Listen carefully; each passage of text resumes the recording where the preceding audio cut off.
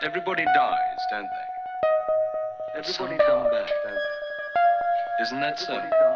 You tried to get into the locked drawer today, didn't you? How do the dead come back, Mother? What's the secret? The Time Machine, an Invention, by H. G. Wells. 1. Introduction. The time traveller, for so it will be convenient to speak of him, was expounding a recondite matter to us. His pale grey eyes shone and twinkled, and his usually pale face was flushed and animated. The fire burnt brightly, and the soft radiance of the incandescent lights in the lilies of silver caught the bubbles that flashed and passed in our glasses. Our chairs, being his patents, embraced and caressed us rather than submitted to be sat upon. And there was that luxurious after-dinner atmosphere when thought runs gracefully free of the trammels of precision. And he put it to us in this way, marking the points with a lean forefinger, as we sat and lazily admired his earnestness over this new paradox, as we thought it, and his fecundity. You must follow me carefully. I shall have to controvert one or two ideas that are almost universally accepted. The geometry, for instance, that they taught you in school is founded on a misconception. Is not that rather a large thing to expect us to begin upon? Said Philby, an argumentative person with red hair. I do not mean to ask you to accept anything without reasonable ground for it. You will soon admit as much as I need from you. You know, of course, that a mathematical line, a line of thickness nil, has no real existence. They taught you that. Neither has a mathematical plane. These things are mere abstractions. That's all right, said the psychologist. Nor, having only length, breadth, and thickness, can a cube have a real existence. There I object, said Philby. Of course a solid body may exist. All real things. So most people think. But wait a moment. Can an instantaneous cube exist? I don't follow you, said Philby. Can a cube that does not last for any time at all have a real existence? Philby became pensive. Clearly, the time traveller proceeded, any real body must have extension in 4 directions. It must have length, breadth, thickness, and duration. But through a natural infirmity of the flesh, which I will explain to you in a moment, we incline to overlook this fact. There are really 4 dimensions, 3 which we call the 3 planes of space, and a 4th, time. There is, however, a tendency to draw an unreal distinction between the former 3 dimensions and the latter, because it happens that our consciousness moves intermittently in one direction along the latter from the beginning to the end of our lives. That, said a very young man, making spasmodic efforts to relight his cigar over the lamp, that, very clear indeed. Now, it is very remarkable that this is so extensively overlooked, continued the time traveller with a slight accession of cheerfulness. Really, this is what is meant by the 4th dimension, though some people who talk about the 4th dimension do not know they mean it. It is only another way of looking at time. There is no difference between time and any of the 3 dimensions of space, except that our consciousness moves along it. But some foolish people have got hold of the wrong side of that idea. You have all heard what they have to say about this 4th dimension. I have not, said the provincial mayor. It's simply this, that space, as our mathematicians have it, is spoken of as having 3 dimensions which one may call length, breadth, and thickness, and is always definable by reference to 3 planes, each at right angles to the others. But some philosophical people have been asking why 3 dimensions particularly? Why not another direction at right angles to the other 3? And have even tried to construct a 4-dimensional geography. Professor Simon Newcomb was expounding this to the New York Mathematical Society only a month or so ago. You know how on a flat surface, which has only 2 dimensions, we can represent figure of a 3-dimensional solid, and similarly they think that by models of 3 dimensions they could represent one of for if they could master the perspective of the thing. See? I think so, murmured the provincial mayor, and knitting his brows, he lapsed into an introspective state, his lips moving as one who repeats mystic words. Yes, I think I see it now, he said, after some time, brightening in a quite transitory manner. Well, I do not mind telling you that I have been at work upon this geometry of 4 dimensions for some time. Some of my results are curious. For instance, here is a portrait of a man at 8 years old, another at 15, another at 17, another at 23, and so on. All these are evidently sections, as it were, 3-dimensional representations of his 4-dimensioned being, which is a fixed and unalterable thing. Scientific people, proceeded the time traveller, after the pause required for the proper assimilation of this, know very well that time is only a kind of space. Here is a popular scientific diagram, a weather record. This line I trace with my finger shows the movement of the barometer. Yesterday it was so high, yesterday night it fell, then this morning it rose again, and so gently upward to here. Surely the mercury did not trace this line in any of the dimensions of space generally recognized, but certainly it traced such a line, and that line, therefore, we must conclude, was along the time dimension. But, said the medical man, staring hard at a coal in the fire, if time is really only a 4th dimension of space, why is it, and why has it always been, regarded as something different? And why cannot we move in time as we move about in the other dimensions of space? The time traveller smiled. Are you so sure we can move freely in space? Right and left we can go, backward and forward freely enough, and men have always done so. I admit we move freely in 2 dimensions, but how about up and down? Gravitation limits us there. Not exactly, said the medical man. There are balloons. But before the balloons, save for spasmodic jumping and the inequalities of the surface, man had no freedom of vertical movement. Still, they could move a little up and down, said the medical man. Easier, far easier down than up. And you cannot move at all in time. You cannot get away from the present moment.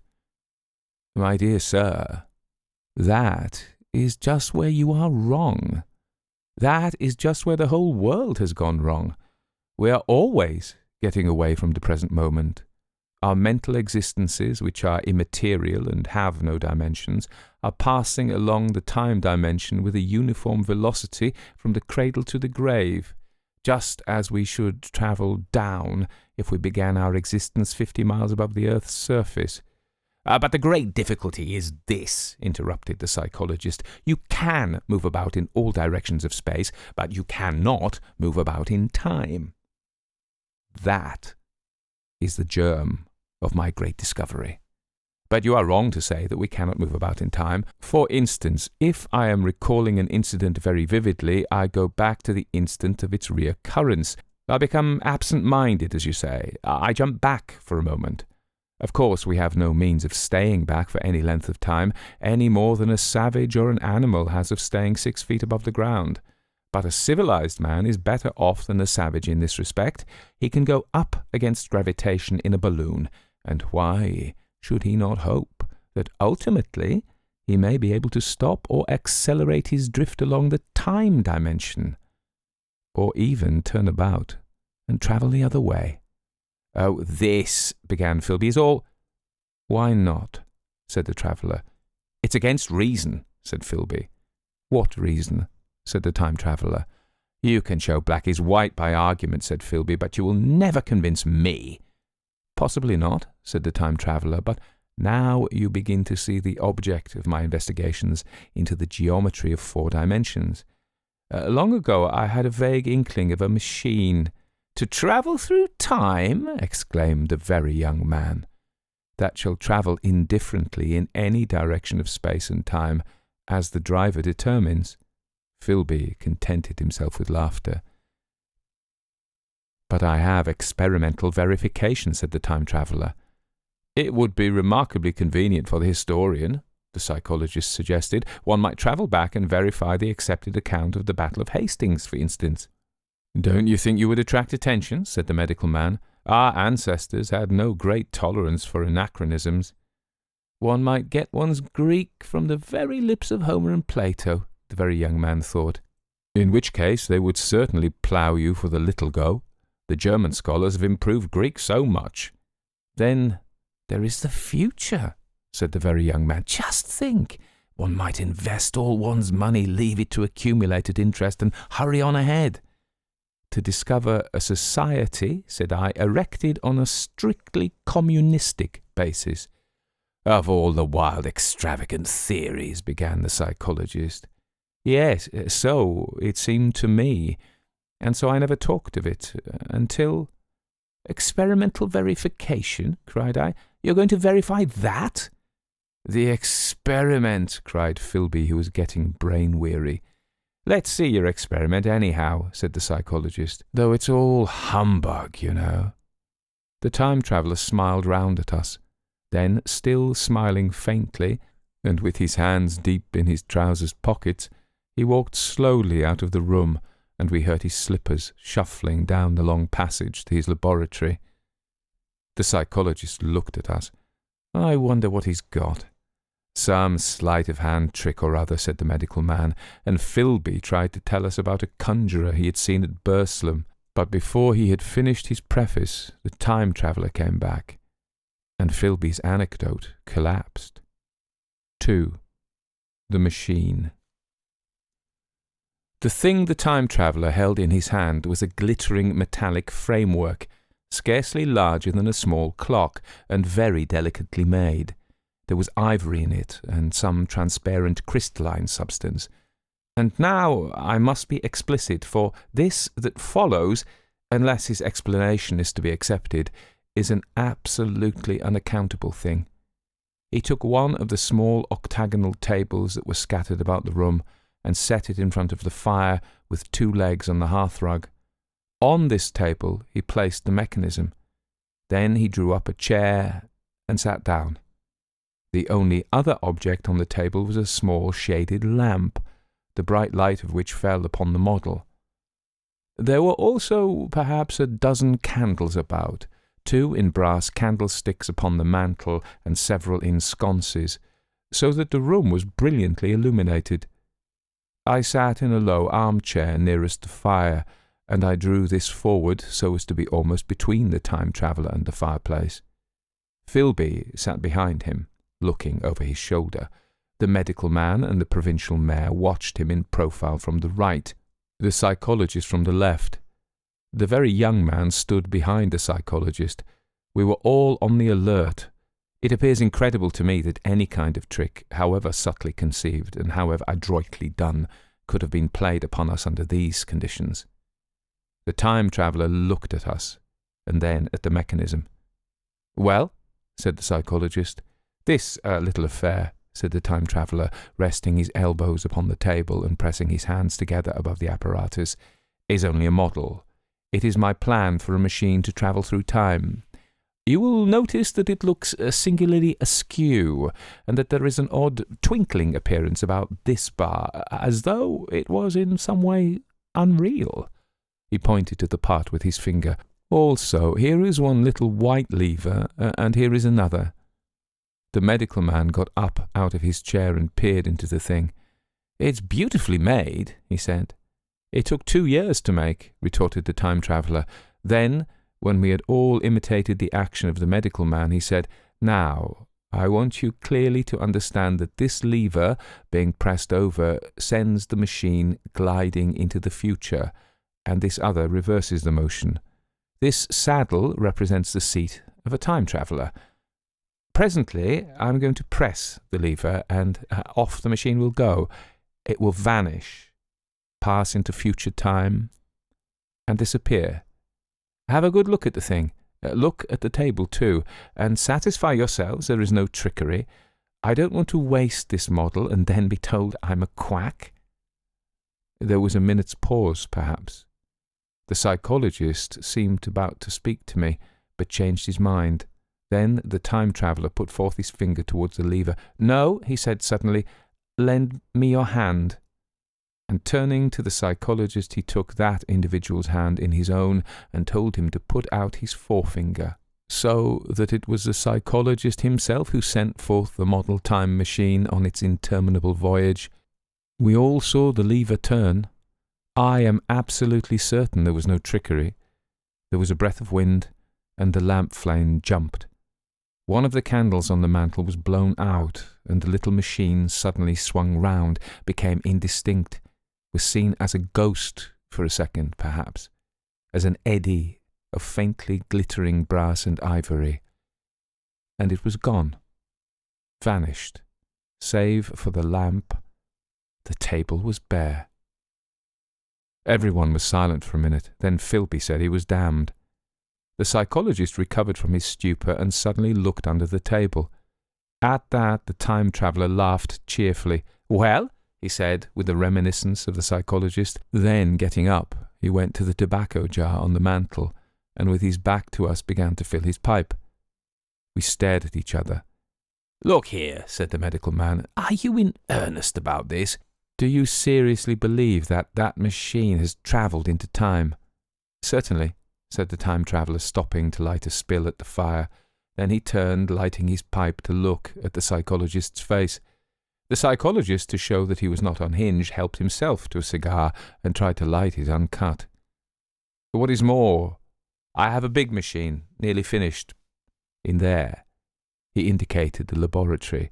"And when that is put together, I mean to have a journey on my own account." "You mean to say that that machine has travelled into the future?" said Philby. "Into the future or the past, I don't for certain know which." After an interval, the psychologist had an inspiration. "It must have gone into the past if it has gone anywhere," he said. "Why?" said the time traveller. "Because I presume that it has not moved in space, and if it travelled into the future, it would still be here all this time, since it must have travelled through this time." "But," said I, "if it travelled into the past, it would have been visible when we came first into this room, and last Thursday when we were here, and the Thursday before that, and so forth."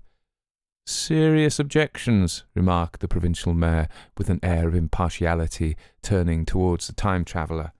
"Not a bit," said the time traveller, and to the psychologist, "You think you can explain that. It's a presentation below the threshold, you know, a diluted presentation." "Of course," said the psychologist, and reassured us. "That's a simple point of psychology. I should have thought of it. It's plain enough, and helps the paradox delightfully. We cannot see it, nor can we appreciate this machine, any more than we can the spoke of a wheel spinning, or a bullet flying through the air. If it is travelling through time 50 times or 100 times faster than we are, if it gets through a minute while we get through a second, the impression it creates will of course be only 1/50th or 100th of what it would make if it were not travelling in time. That's plain enough." He passed his hand through the space in which the machine had been. "You see?" he said, laughing. We sat and stared at the vacant table for a minute or so. Then the time traveller asked us what we thought of it all. "It sounds plausible enough tonight," said the medical man, "but wait until tomorrow. Wait for the common sense of the morning."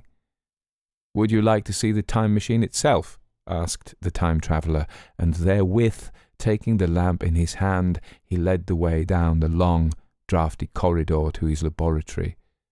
I remember vividly the flickering light, his queer broad head in silhouette, the dance of the shadows, how we all followed him, puzzled but incredulous, and how there in the laboratory we beheld a larger edition of the little mechanism which we had seen vanish from before our eyes. Parts were of nickel, parts of ivory, parts had certainly been filed or sawn out of rock crystal. The thing was generally complete, but the twisted crystalline bars lay unfinished upon the bench beside some sheets of drawings, and I took one up for a better look at it. Quartz, it seemed to be. "Look here," said the medical man, "are you perfectly serious? Or is this a trick, like that ghost you showed us last Christmas?" "Upon that machine," said the time traveller, holding the lamp aloft, "I intend to explore time." "Is that plain?" I was never more serious in my life. None of us quite knew how to take it. I caught Philby's eye over the shoulder of the medical man, and he winked at me solemnly. 3. The time traveller returns. I think that at the time, none of us quite believed in the time machine. The fact is, the time traveller was one of those men who are too clever to be believed. You never felt that you saw all round him. You always suspected some subtle reserve, some ingenuity in ambush behind his lucid frankness. Had Philby shown the model and explained the matter in the time traveller's words, we should have shown him far less scepticism, for we should have perceived his motives. A pork butcher could understand Philby, but the time traveller had much more than a touch of whim among his elements, and we distrusted him. Things that would have made the fame of a less clever man seem tricks in his hands. It is a mistake to do things too easily. The serious people who took him seriously never felt quite sure of his deportment. They were somehow aware that trusting their reputations for judgment with him was like finishing a nursery with eggshell china. So, I don't think any of us said very much about time travelling in the interval between that Thursday and the next, though its odd potentialities ran, no doubt, in most of our minds. Its plausibility, that is, its practical incredibleness, the curious possibilities of anachronism and of utter confusion it suggested. For my own part, I was particularly preoccupied with the trick of the model. That I remember discussing with the medical man whom I met on Friday at the Linnean. He said he'd seen a similar thing done at Tübingen, and laid considerable stress on the blowing out of the candle, but how the trick was done he couldn't explain. The next Thursday I went again to Richmond. I suppose I was one of the time traveller's most constant guests, and, arriving late, found 4 or 5 men already assembled in his drawing-room. The medical man was standing before the fire with a sheet of paper in one hand and his watch in the other. I looked round for the time traveller, and "It's 7:30 now," said the medical man. "I suppose we'd better have dinner." "Where's—" said I, naming our host. "You've just come. It's rather odd. He's unavoidably detained. He asks me, in this note, to lead off with dinner at 7 if he's not back. Says he'll explain when he comes." "Seems a pity to let the dinner spoil," said the editor of a well-known daily paper, and thereupon the doctor rang the bell. The psychologist was the only person besides the doctor and myself who had attended the previous dinner. The other men were Blank, the editor aforementioned, a certain journalist, and another, a quiet, shy man with a beard whom I didn't know, and who, as far as my observation went, never opened his mouth all the evening. There was some speculation at the dinner table about the time traveller's absence, and I suggested time travelling in a half-jocular spirit. The editor wanted that explained to him, and the psychologist volunteered a wooden account of the ingenious paradox and trick we had witnessed that day week. He was in the midst of his exposition when the door from the corridor opened slowly and without noise. I was facing the door and saw it first. "Hello," I said. "At last!" And the door opened wider, and the time traveller stood before us. I gave a cry of surprise. "Good heavens, man, what's the matter?" cried the medical man who saw him next, and the whole tableful turned towards the door. He was in an amazing plight. His coat was dusty and dirty, and smeared with green down the sleeves, his hair disordered, and, as it seemed to me, greyer, either with dust and dirt, or because its colour had actually faded. His face was ghastly pale. His chin had a brown cut on it, a cut half-healed. His expression was haggard and drawn, as if by intense suffering. For a moment he hesitated in the doorway, as if he had been dazzled by the light. Then he came into the room. He walked with just such a limp as I have seen in footsore tramps. We stared at him in silence, expecting him to speak. He said not a word, but came painfully to the table and made a motion towards the wine. The editor filled a glass of champagne and pushed it towards him. He drained it, and it seemed to do him good, for he looked round the table, and the ghost of his old smile flickered across his face. "What on earth have you been up to, man?" said the doctor. The time-traveller didn't seem to hear. "Don't let me disturb you," he said, with a certain faltering articulation. "I'm all right." He stopped, held out his glass for more, and took it off at a draught. "That's good," he said. His eyes grew brighter, and a faint colour came into his cheeks. His glance flickered over our faces with a certain dull approval, and then went round the warm and comfortable room. Then he spoke again, still, as it were, feeling his way among his words. "I'm going to wash and dress, and then I'll come down and explain things. Save me some of that mutton. I'm starving for a bit of meat." He looked across at the editor, who was a rare visitor, and hoped he was all right. The editor began a question. "Tell you presently," said the time-traveller. I'm funny. Be all right in a minute." He put down his glass and walked towards the staircase door. Again I remarked his lameness and the soft padding sound of his footfall, and standing up in my place, I saw his feet as he went out. He had nothing on them but a pair of tattered, blood-stained socks. Then the door closed upon him. I had half a mind to follow, till I remembered how he detested any fuss about himself. For a minute, perhaps, my mind was wool-gathering. Then, "Remarkable behaviour of an eminent scientist," I heard the editor say, thinking, after his wont, in headlines, and this brought my attention back to the bright dinner table. "What's the game?" said the journalist. "Has he been doing the amateur cadger? I don't follow." I met the eye of the psychologist and read my own interpretation in his face. I thought of the time-traveller limping painfully upstairs. I don't think anyone else had noticed his lameness. The first to recover completely from this surprise was the medical man who rang the bell. The time-traveller hated to have the servants waiting at dinner for a hot plate. At that the editor turned to his knife and fork with a grunt, and the silent man followed suit. The dinner was resumed. Conversation was exclamatory for a little while, with gasps of wonderment, and then the editor got fervent in his curiosity. "Does our friend eke out his modest income with a crossing, or has he his Nebuchadnezzar faces?" he inquired.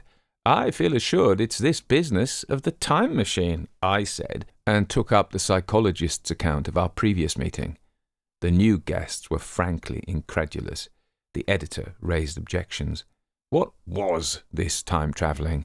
A man couldn't cover himself with dust by rolling in a paradox, could he? And then, as the idea came home to him, he resorted to caricature. Hadn't they any clothed brushes in the future? The journalist, too, would not believe at any price, and joined the editor in the easy work of heaping ridicule on the whole thing. They were both the new kind of journalist, very joyous, irreverent young men. "Our special correspondent in the day after tomorrow reports," the journalist was saying, or rather shouting, when the time-traveller came back. He was dressed in ordinary evening clothes, and nothing save his haggard look remained of the change that had startled me. "I say," said the editor hilariously, "these chaps here say you have been travelling into the middle of next week. Tell us all about little Rosebery, will you? What will you take for the lot?" The time-traveller came to the place reserved for him without a word.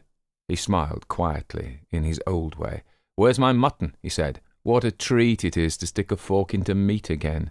"Story!" cried the editor. "Story be damned," said the time-traveller. "I want something to eat. I won't say a word until I get some peptone into my arteries. Thanks. And the salt." "One word," said I. "Have you been time-travelling?" "Yes," said the time-traveller with his mouth full, nodding his head. "I'll give £1 a line for a verbatim quote," said the editor. The time-traveller pushed his glass towards the silent man and rang it with his fingernail, at which the silent man, who had been staring at his face, started convulsively and poured him wine. The rest of the dinner was uncomfortable.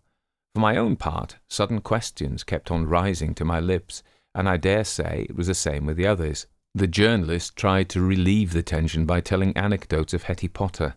The time-traveller devoted his attention to his dinner and displayed the appetite of a tramp. The medical man smoked a cigarette and watched the time-traveller through his eyelashes. The silent man seemed even more clumsy than usual, and drank champagne with regularity and determination out of sheer nervousness. At last, the time-traveller pushed his plate away and looked round us. "I suppose I must apologize," he said. "I was simply starving. I've had a most amazing time." He reached out his hand for a cigar and cut the end. "But come into the smoking room. It's too long a story to tell over greasy plates." And ringing the bell in passing, he led the way into the adjoining room. "You have told blank and dash and chose about the machine," he said to me, leaning back in his easy chair and naming the 3 new guests. "But the thing's a mere paradox," said the editor. "I can't argue tonight. I don't mind telling you the story, but I can't argue. I will," he went on, "tell you the story of what has happened to me, if you like, but you must refrain from interruptions. I want to tell it, badly. Most of it will sound like lying. So be it. It's true, every word of it, all the same. I was in my laboratory at 4 o'clock, and since then I've lived 8 days, such days as no human being ever lived before. I'm nearly worn out, but I shan't sleep till I've told this thing over to you. Then I shall go to bed. But no interruptions. Is it agreed?" "Agreed," said the editor, and the rest of us echoed, "Agreed." And with that, the time traveller began his story as I have set it forth. He sat back in his chair at first and spoke like a weary man. Afterwards, he got more animated. In writing it down, I feel with only too much keenness the inadequacy of pen and ink, and above all my own inadequacy, to express its quality. You read, I will suppose, attentively enough, but you cannot see the speaker's white, sincere face in the bright circle of the little lamp, nor hear the intonation of his voice. You cannot know how his expression followed the turns of his story. Most of us hearers were in shadow, for the candles in the smoking room had not been lighted, and only the face of the journalist and the legs of the silent man from the knees downward were illuminated. At first, we glanced now and again at each other. After a time, we ceased to do that and looked only at the time-traveller's face. Chapter 4. Time Travelling. I told some of you last Thursday of the principles of the time machine and showed you the actual thing itself, incomplete in the workshop. There it is now, a little travel-worn, truly, and one of the ivory bars is cracked, and a brass rail bent, but the rest of it's sound enough. I expected to finish it on Friday, but on Friday, when the putting together was nearly done, I found that one of the nickel bars was exactly 1 inch too short, and this I had to get remade, so that the thing was not complete until this morning. It was at 10 o'clock today that the first of all time machines began its career. I gave it a last tap, tried all the screws again, put 1 more drop of oil on the quartz rod, and sat myself in the saddle. I suppose a suicide who holds a pistol to his skull feels much the same wonder at what will come next as I felt then. I took the starting lever in one hand and the stopping one in the other, pressed the first and almost immediately the second. I seemed to reel. I felt a nightmare sensation of falling, and looking round, I saw the laboratory exactly as before. Had nothing happened? For a moment, I suspected that my intellect had tricked me. Then I noted the clock. A moment before, as it seemed, it had stood at a minute or so past 10. Now it was nearly 3:30. I drew a breath, set my teeth, gripped the starting lever with both hands, and went off with a thud. The laboratory got hazy and went dark. Mrs. Watchett came in and walked, apparently without seeing me, towards the garden door. I suppose it took her a minute or so to traverse the place, but to me she seemed to shoot across the room like a rocket. I pressed the lever over to its extreme position. The night came, like the turning out of a lamp, and in another moment came tomorrow. The laboratory grew faint and hazy, then fainter and ever fainter. Tomorrow night came black, then day again, night again, day again, faster and faster still. An eddying murmur filled my ears, and a strange, dumb confusedness descended on my mind. I'm afraid I cannot convey the peculiar sensations of time-travelling. They are excessively unpleasant. There is a feeling exactly like that one has upon a switchback of a helpless headlong motion. I felt the same horrible anticipation, too, of an imminent smash. As I put on pace, night followed day like the flapping of a black wing. The dim suggestion of the laboratory seemed presently to fall away from me, and I saw the sun hopping swiftly across the sky, leaping it every minute, and every minute marking a day. I supposed the laboratory had been destroyed, and I had come into the open air. I had a dim impression of scaffolding, but I was already going too fast to be conscious of any moving things. The slowest snail that ever crawled dashed by too fast for me. The twinkling succession of darkness and light was excessively painful to the eye. Then, in the intermittent darkness, I saw the moon spinning swiftly through her quarters from new to full, and had a faint glimpse of the circling stars. Presently, as I went on, still gaining velocity, the palpitation of night and day merged into one continuous greyness. The sky took on a wonderful deepness of blue, a splendid luminous colour like that of early twilight. The jerking sun became a streak of fire, a brilliant arch in space, the moon a fainter, fluctuating band, and I could see nothing of the stars, save now and then a brighter circle flickering in the blue. The landscape was misty and vague. I was still on the hillside upon which this house now stands, and the shoulder rose above me, grey and dim. I saw trees growing and changing like puffs of vapour, now brown, now green. They grew, spread, shivered, and passed away. I saw huge buildings rise up, faint and fair, and pass like dreams. The whole surface of the earth seemed changed, melting and flowing under my eyes. The little hands upon the dials that registered my speed raced round faster and faster. Presently, I noted that the sun belt swayed up and down from solstice to solstice in a minute or less, and that consequently my pace was over a year a minute, and minute by minute the white snow flashed across the world and vanished, and was followed by the bright, brief green of spring. The unpleasant sensations of the start were less poignant now. They merged at last into a kind of hysterical exhilaration. I remarked, indeed, a clumsy swaying of the machine, for which I was unable to account. But my mind was too confused to attend to it, so, with a kind of madness growing upon me, I flung myself into futurity. At first I scarce thought of stopping, scarce thought of anything but these new sensations, but presently a fresh series of impressions grew up in my mind, a certain curiosity and, therewith, a certain dread, until at last they took complete possession of me. What strange developments of humanity, what wonderful advances upon our rudimentary civilization, I thought, might not appear when I came to look nearly into the dim, elusive world that raced and fluctuated before my eyes. I saw great and splendid architecture rising about me, more massive than any buildings of our own time, and yet, as it seemed, built of glimmer and mist. I saw a richer green flow up the hillside and remain there without any wintry intermission. Even through the veil of my confusion the earth seemed very fair, and so my mind came round to the business of stopping. The peculiar risk lay in the possibility of my finding some substance in the space which I or the machine occupied. So long as I travelled at a high velocity through time, this scarcely mattered. I was, so to speak, attenuated, was slipping like a vapour through the interstices of intervening substances.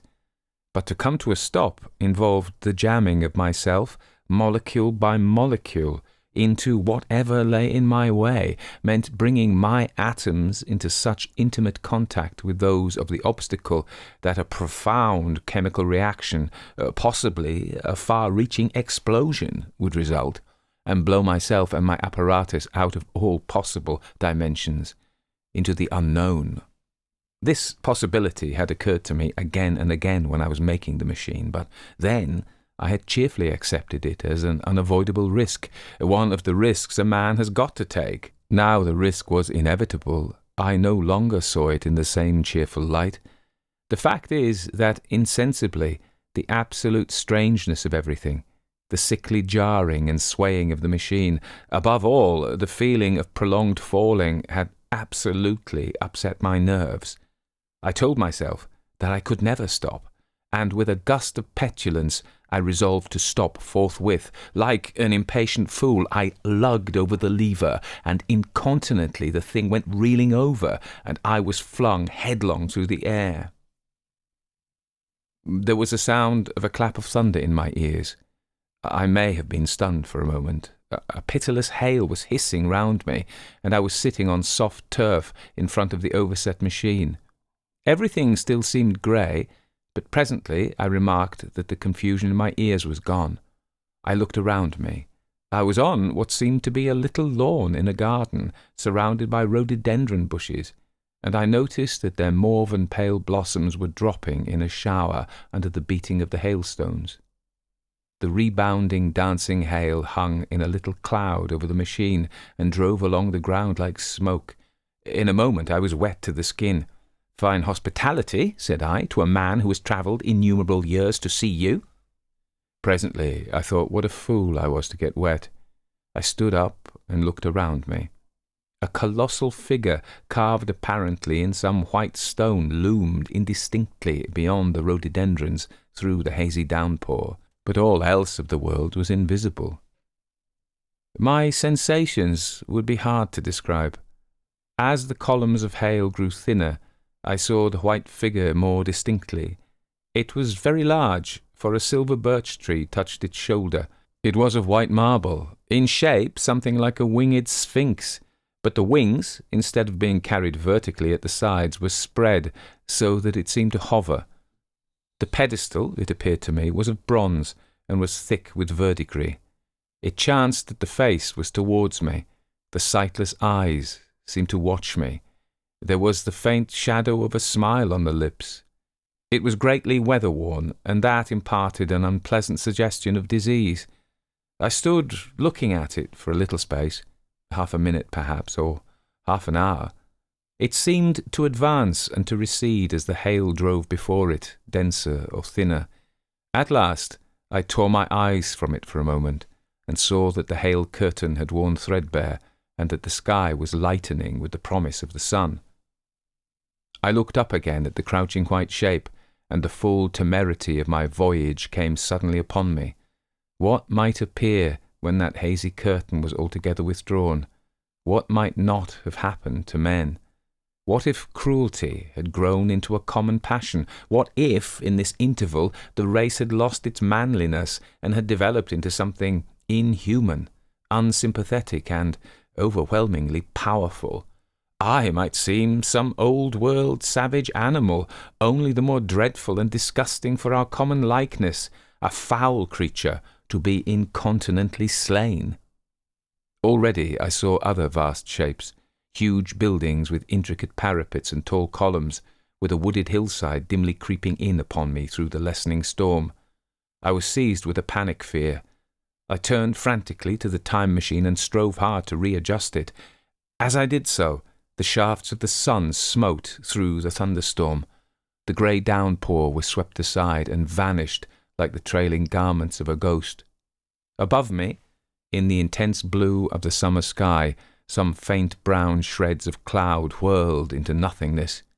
The great buildings about me stood out clear and distinct, shining with the wet of the thunderstorm, and picked out in white by the unmelted hailstones piled along their courses. I felt naked in a strange world. I felt as perhaps a bird may feel in the clear air, knowing the hawk wings above, and will swoop. My fear grew to frenzy. I took a breathing space, set my teeth, and again grappled fiercely, wrist and knee, with the machine. It gave under my desperate onset, and turned over. It struck my chin violently. One hand on the saddle, the other on the lever, I stood, panting heavily, in attitude to mount again. But with this recovery of a prompt retreat, my courage recovered. I looked more curiously and less fearfully at this world of the remote future. In a circular opening, high up in the wall of the nearer house, I saw a group of figures, clad in rich, soft robes. They had seen me, and their faces were directed towards me. Then I heard voices approaching me. Coming through the bushes by the white sphinx were the heads and shoulders of men running. One of these emerged in a pathway leading straight to the little lawn upon which I stood with my machine. He was a slight creature, perhaps 4 feet high, clad in a purple tunic, girdled at the waist with a leather belt. Sandals or buskins, I could not clearly distinguish which, were on his feet. His legs were bare to the knees, and his head was bare. Noticing that, I noticed for the first time how warm the air was. He struck me as being a very beautiful and graceful creature, but indescribably frail.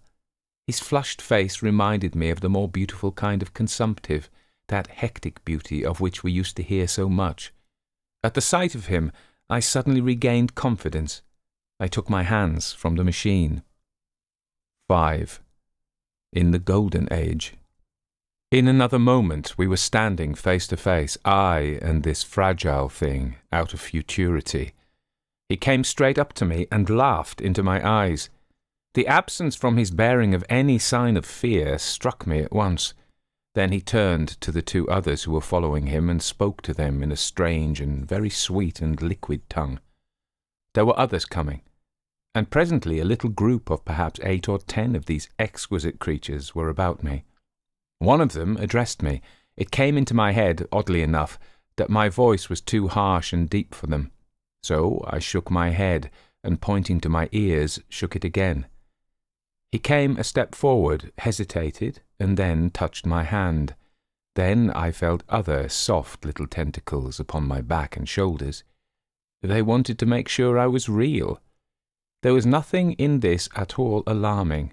Indeed, there was something in these pretty little people that inspired confidence, a graceful gentleness, a certain childlike ease. And besides, they looked so frail that I could fancy myself flinging the whole dozen of them about like 9-pins. But I made a sudden motion to warn them when I saw their little pink hands feeling the time machine. Happily then, when it was not too late, I thought of a danger I had hitherto forgotten, and reaching over the bars of the machine, I unscrewed the little levers that would set it in motion, and put these in my pocket. Then I turned again to see what I could do in the way of communication. And then, looking more nearly into their features, I saw some further peculiarities in their Dresden china type of prettiness. Their hair, which was uniformly curly, came to a sharp end at the neck and cheek. There was not the faintest suggestion of it on the face, and their ears were singularly minute. Their mouths were small, with bright red, rather thin lips, and the little chins ran to a point. The eyes were large and mild, and, this may seem egotism on my part, I fancied even that there was a certain lack of the interest I might have expected in them. As they made no effort to communicate with me, but simply stood round me smiling and speaking in soft cooing notes to each other, I began the conversation. I pointed to the time machine and to myself. Then, hesitating for a moment how to express time, I pointed to the sun. At once a quaintly pretty little figure in checkered purple and white followed my gesture, and then astonished me by imitating the sound of thunder. For a moment I was staggered, though the import of his gesture was plain enough. The question had come into my mind abruptly. Were these creatures fools? You may hardly understand how it took me. You see, I had always anticipated that the people of the year 802,000 odd would be incredibly in front of us in knowledge, art, everything. Then one of them suddenly asked me a question that showed him to be on the intellectual level of one of our 5-year-old children, asked me, in fact, if I had come from the sun in a thunderstorm. It let loose the judgment I had suspended upon their clothes, their fragile light limbs and fragile features. A flow of disappointment rushed across my mind. For a moment I felt that I had built the time machine in vain. I nodded, pointed to the sun, and gave them such a vivid rendering of a thunderclap as startled them. They all withdrew a pace or so and bowed. Then came one laughing towards me, carrying a chain of beautiful flowers, altogether new to me, and put it around my neck. The idea was received with melodious applause, and presently they were all running to and fro for flowers and laughingly flinging them upon me until I was almost smothered with blossom. You, who have never seen the like, can scarcely imagine what delicate and wonderful flowers countless years of culture had created. Then someone suggested that their playthings should be exhibited in the nearest building, and so I was led, past the Sphinx of white marble, which had seemed to watch me all the while with a smile at my astonishment, towards a vast grey edifice of fretted stone. As I went with them, the memory of my confident anticipations of a profoundly grave and intellectual posterity came, with irresistible merriment, to my mind. The building had a huge entry and was altogether of colossal dimensions. I was naturally most occupied with the growing crowd of little people, and with the big open portals that yawned before me, shadowy and mysterious. My general impression of the world I saw over their heads was a tangled waste of beautiful bushes and flowers, a long neglected and yet weedless garden. I saw a number of tall spikes of strange white flowers, measuring a foot perhaps across the spread of the waxen petals. They grew scattered, as if wild, among the variegated shrubs, but, as I say, I did not examine them closely at this time. The time machine was left, deserted on the turf, among the rhododendrons. The arch of the doorway was richly carved, but naturally I did not observe the carving very narrowly, though I fancied I saw suggestions of old Phoenician decorations as I passed through, and it struck me that they were very badly broken and weather-worn. Several more brightly clad people met me in the doorway, and so we entered, I dressed in dingy 19th century garments, looking grotesque enough, garlanded with flowers, and surrounded by an eddying mass of bright, soft-coloured robes and shining white limbs in a melodious whirl of laughter and laughing speech. The big doorway opened into a proportionately great hall hung with brown. The roof was in shadow, and the windows, partially glazed with coloured glass and partially unglazed, admitted a tempered light. The floor was made up of huge blocks of some very hard white metal, not plates nor slabs, blocks, and it was so much worn, as I judged by the going to and fro of past generations, as to be deeply channelled along the more frequented ways. Transverse to the length were innumerable tables made of slabs of polished stone, raised perhaps a foot from the floor, and upon these were heaps of fruits. Some I recognised as a kind of hypertrophied raspberry and orange, but for the most part they were strange. Between the tables were scattered a great number of cushions. Upon these my conductors seated themselves, signing for me to do likewise. With a pretty absence of ceremony, they began to eat the fruit with their hands, flinging peel and stalks and so forth into the round openings in the sides of the tables. I was not loath to follow their example, for I felt thirsty and hungry. As I did so, I surveyed the hall at my leisure. And perhaps the thing that struck me most was its dilapidated look. The stained-glass windows, which displayed only a geometrical pattern, were broken in many places, and the curtains that hung across the lower end were thick with dust. And it caught my eye that the corner of the marble table near me was fractured. Nevertheless, the general effect was extremely rich and picturesque. There were perhaps a couple of hundred people dining in the hall, and most of them, seated as near to me as they could come, were watching me with interest, their little eyes shining over the fruit they were eating. All were clad in the same soft and yet strong silky material. Fruit, by the by, was all their diet. These people of the remote future were strict vegetarians, and while I was with them, in spite of some carnal cravings, I had to be frugivorous also. Indeed, I found afterwards that horses, cattle, sheep, dogs had followed the ichthyosaurus into extinction. But the fruits were very delightful. One in particular that seemed to be in season all the time I was there, a flowery thing in a three-sided husk, was especially good, and I made it my staple. At first I was puzzled by all these strange fruits, and by the strange flowers I saw, but later I began to perceive their import. However, I am telling you of my fruit dinner in the distant future now. So soon as my appetite was a little checked, I determined to make a resolute attempt to learn the speech of these new men of mine. Clearly, that was the next thing to do. The fruit seemed a convenient thing to begin upon, and holding one of these up, I began a series of interrogative sounds and gestures. I had some considerable difficulty in conveying my meaning. At first, my efforts met with a stare of surprise or inextinguishable laughter, but presently a fair-haired little creature seemed to grasp my intention and repeated a name. They had to chatter and explain the business at great length to each other, and my first attempt to make the exquisite little sounds of their language caused an immense amount of genuine, if uncivil, amusement.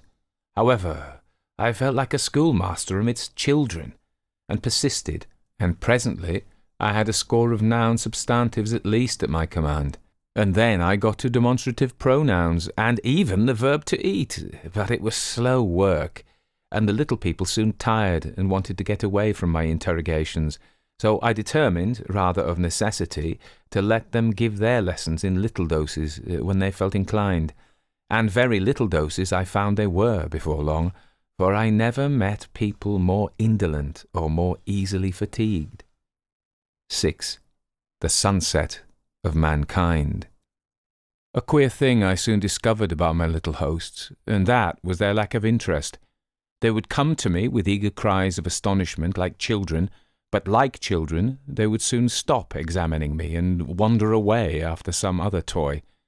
The dinner and my conversational beginnings ended, I noted for the first time that almost all those who had surrounded me at first were gone. It is odd, too, how speedily I came to disregard these little people. I went out through the portal into the sunlit world again as soon as my hunger was satisfied. I was continually meeting more of these men of the future, who would follow me a little distance, chatter and laugh about me, and, having smiled and gesticulated in a friendly way, leave me again to my own devices. The calm of evening was upon the world as I emerged from the great hall, and the scene was lit by the warm glow of the setting sun. At first, things were very confusing. Everything was so entirely different from the world I had known, even the flowers. The big building I had left was situated on the slope of a broad river valley, but the Thames had shifted perhaps a mile from its present position.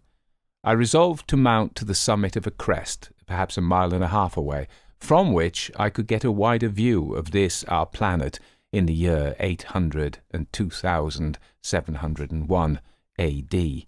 For that, I should explain, was the date the little dials of my machine recorded. As I walked, I was watching for every impression that could possibly help to explain the condition of ruinous splendour in which I found the world, for ruinous it was. A little way up the hill, for instance, was a great heap of granite, bound together by masses of aluminium, a vast labyrinth of precipitous walls and crumpled heaps, amidst which were thick heaps of very beautiful pagoda-like plants, nettles possibly, but wonderfully tinted with brown about the leaves and incapable of stinging. It was evidently the derelict remains of some vast structure.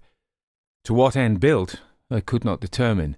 It was here that I was destined, at a later date, to have a very strange experience, the first intimation of a still stranger discovery. But of that I will speak in its proper place. Looking around, with a sudden thought from a terrace on which I rested for a while, I realized that there were no small houses to be seen. Apparently the single house, and possibly even the household, had vanished. Here and there among the greenery were palace-like buildings, but the house and the cottage, which form such characteristic features of our own English landscape, had disappeared. Communism, said I to myself, and on the heels of that came another thought. I looked at the half-dozen little figures that were following me. Then, in a flash, I perceived that all had the same form of costume, the same soft, hairless visage, and the same girlish rotundity of limb. It may seem strange, perhaps, that I had not noticed this before, but everything was so strange. Now I saw the fact plainly enough. In costume, and in all the differences of texture and bearing that now mark off the sexes from each other, these people of the future were alike. and the children seemed to my eyes to be but the miniatures of their parents. I judged then that the children of that time were extremely precocious, physically at least, and I found afterwards abundant verification of my opinion. Seeing the ease and security in which these people were living, I felt that this close resemblance of the sexes was after all what one would expect, for the strength of a man and the softness of a woman, the institution of the family and the difference in occupations are mere militant necessities of an age of physical force. Where population is balanced and abundant, much childbearing becomes an evil rather than a blessing to the state. Where violence comes but rarely and offspring are secure, there is less necessity, indeed, there is no necessity, for an efficient family, and the specialization of the sexes, with reference to their children's needs, disappears. We see some beginnings of this even in our own time, and in this future age it was complete. This, I must remind you, was my speculation at the time. Later, I was to appreciate how far it fell short of the reality. While I was musing upon these things, my attention was attracted by a pretty little structure, like a well under a cupola. I thought, in a transitory way, of the oddness of wells still existing, and then resumed the thread of my speculations. There were no large buildings towards the top of the hill, and as my walking powers were evidently miraculous, I was presently left alone for the first time. With a strange sense of freedom and adventure, I pushed on, up to the crest. There I found a seat of some yellow metal that I did not recognize, corroded in places with a kind of pinkish rust and half smothered in soft moss, the armrests cast and filed into the resemblance of griffins' heads. I sat down on it, and I surveyed the broad view of our old world under the sunset of that long day. It was as sweet and fair a view as I have ever seen. The sun had already gone below the horizon, and the west was flaming gold, touched with some horizontal bars of purple and crimson. Below was the valley of the Thames, in which the river lay like a band of burnished steel. I have already spoken of the great palaces dotted about among the variegated greenery, some in ruins and some still occupied. Here and there rose a white or silvery figure in the waste garden of the earth. Here and there came the sharp vertical line of some cupola or obelisk. There were no hedges, no signs of proprietary rights, no evidences of agriculture. The whole earth had become a garden. So, watching, I began to put my interpretation upon the things I had seen, and, as it shaped itself to me that evening, my interpretation was something in this way. Afterwards I found I had got only a half-truth, or only a glimpse of one facet of the truth. It seemed to me that I had happened upon humanity upon the wane. The ruddy sunset set me to thinking of the sunset of mankind. For the first time I began to realize an odd consequence of the social effort in which we are at present engaged. And yet, come to think, it is a logical consequence enough. Strength is the outcome of need. Security sets a premium on feebleness. The work of ameliorating the conditions of life, the true civilizing process that makes life more and more secure, had gone steadily on to a climax. One triumph of a united humanity over nature had followed another. Things that are now mere dreams had become projects deliberately put in hand and carried forward, and the harvest was what I saw. After all, the sanitation and the agriculture of today are still in the rudimentary stage. The science of our time has attacked but a little department of the field of human disease, but even so it spreads its operations very steadily and persistently. Our agriculture and horticulture destroy a weed just here and there, and cultivate perhaps a score or so of wholesome plants, leaving the greater number to fight out a balance as they can. We improve our favourite plants and animals, and how few they are, gradually, by selective breeding. Now a new and better peach, now a seedless grape, now a sweeter and larger flower, now a more convenient breed of cattle. We improve them gradually, because our ideals are vague and tentative, and, our knowledge is very limited, because nature too is shy and slow in our clumsy hands. Some day all this will be better organized, and still better. That is the drift of the current in spite of the eddies. The whole world will be intelligent, educated and cooperating. Things will move faster and faster towards the subjugation of nature. In the end, wisely and carefully, we shall readjust the balance of animal and vegetable life to suit our human needs. This adjustment, I say, must have been done, and done well, done indeed for all time. In the space of time across which my machine had leapt, the air was free from gnats, the earth from weeds or fungi. Everywhere were fruits and sweet and delightful flowers. Brilliant butterflies flew hither and thither. The ideal of preventative medicine was attained. Diseases had been stamped out. I saw no evidence of any contagious diseases during all my stay, and I shall have to tell you later that even the processes of putrefaction and decay had been profoundly affected by these changes. Social triumphs too had been effected. I saw mankind housed in splendid shelters, gloriously clothed, and as yet I had found them engaged in no toil. There were no signs of struggle, neither social nor economical struggle. The shop, the advertisement, traffic, all that commerce which constitutes the body of our world, was gone. It was natural on that golden evening that I should jump at the idea of a social paradise. The difficulty of increasing population had been met, I guessed, and population had ceased to increase. But with this changing condition comes inevitably adaptations to the change.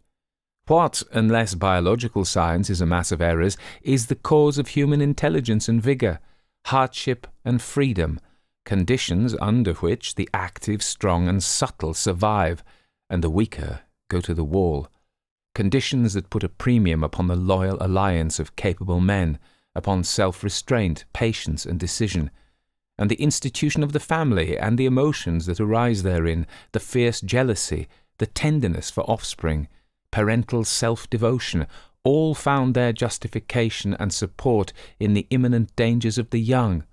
Now, where are these imminent dangers? There is a sentiment arising, and it will grow against connubial jealousy, against fierce maternity, against passions of all sorts, unnecessary things now, and things that make us uncomfortable, savage survivals, discords in a refined and pleasant life.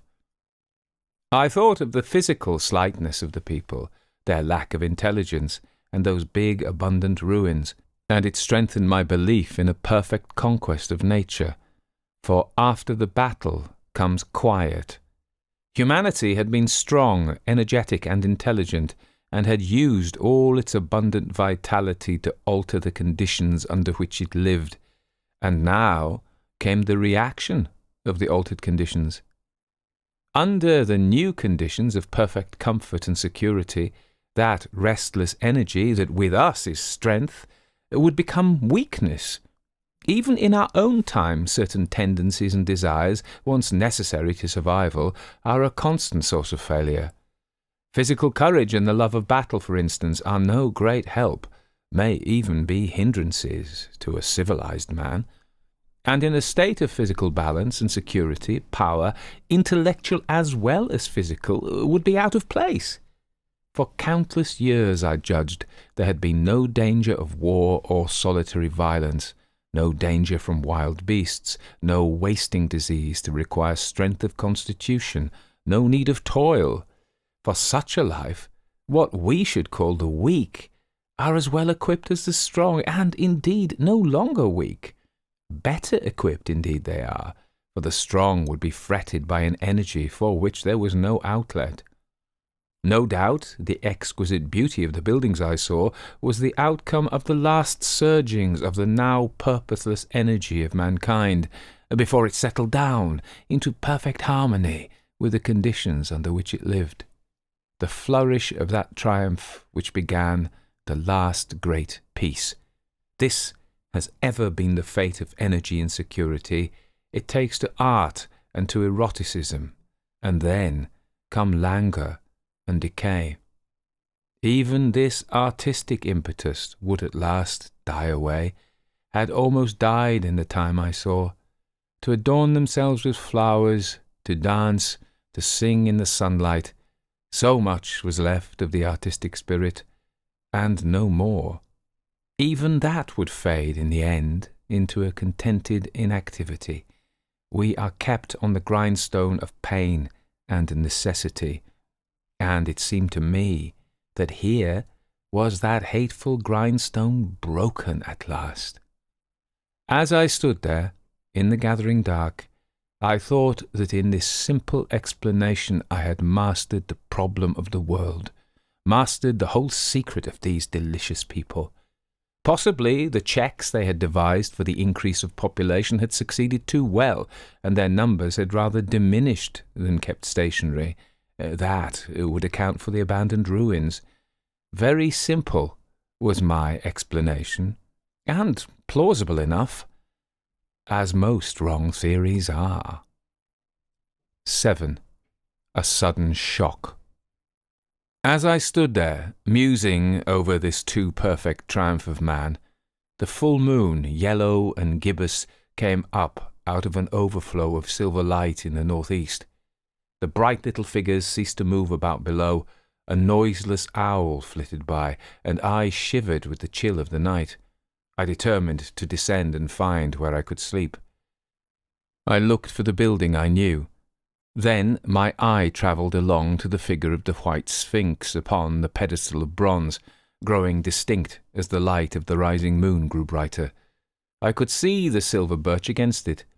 There was the tangle of rhododendron bushes, black in the pale light, and there was the little lawn. I looked at the lawn again. A queer doubt chilled my complacency. No, said I stoutly to myself, that was not the lawn. But it was the lawn, for the white leprous face of the Sphinx was towards it. Can you imagine what I felt as this conviction came home to me? But you cannot. The time machine was gone. At once, like a lash across the face, came the possibility of losing my own age, of being left helpless in this strange new world. The bare thought of it was an actual physical sensation. I could feel it grip me at the throat and stop my breathing. In another moment I was in a passion of fear and running with great leaping strides down the slope. Once I fell headlong and cut my face. I lost no time in staunching the blood, but jumped up and ran on, with a warm trickle down my cheek and chin. All the time I ran, I was saying to myself, they may have moved it a little, pushed it under the bushes, out of the way. And nevertheless I ran with all my might, all the time with the certainty that sometimes comes with excessive dread. I knew that such assurance was folly, knew instinctively that the machine was removed out of my reach. My breath came with pain. I suppose I covered the whole distance from the hill crest to the little lawn, 2 miles perhaps, in 10 minutes, and I am not a young man. I cursed aloud as I ran, at my confident folly in leaving the machine, wasting good breath thereby. I cried aloud, and none answered. Not a creature seemed to be stirring in that moonlit world. When I reached the lawn, my worst fears were realized. Not a trace of the thing was to be seen. I felt faint and cold when I faced the empty space among the black tangle of bushes.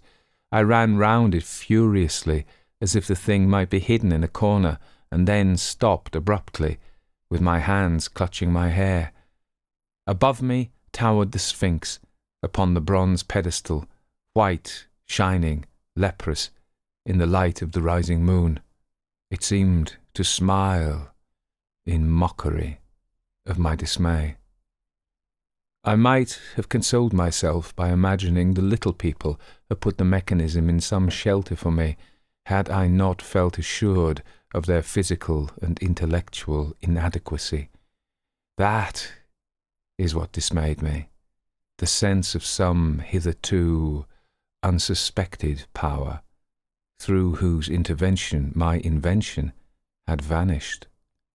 Yet, for one thing I felt assured, Unless some other age had produced its exact duplicate, the machine could not have moved in time.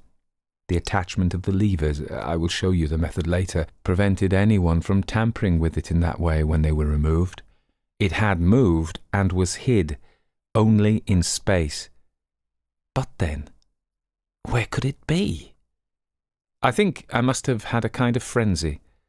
I remember running violently in and out among the moonlit bushes all around the Sphinx and startling some white animal that in the dim light I took for a small deer.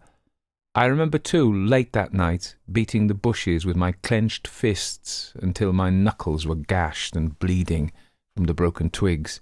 Then, sobbing and raving in my anguish of mind, I went down to the great building of stone. The big hall was dark, silent, and deserted. I slipped on the uneven floor and fell over on one of the malachite tables, almost breaking my shin. I lit a match and went on past the dusty curtains of which I have told you.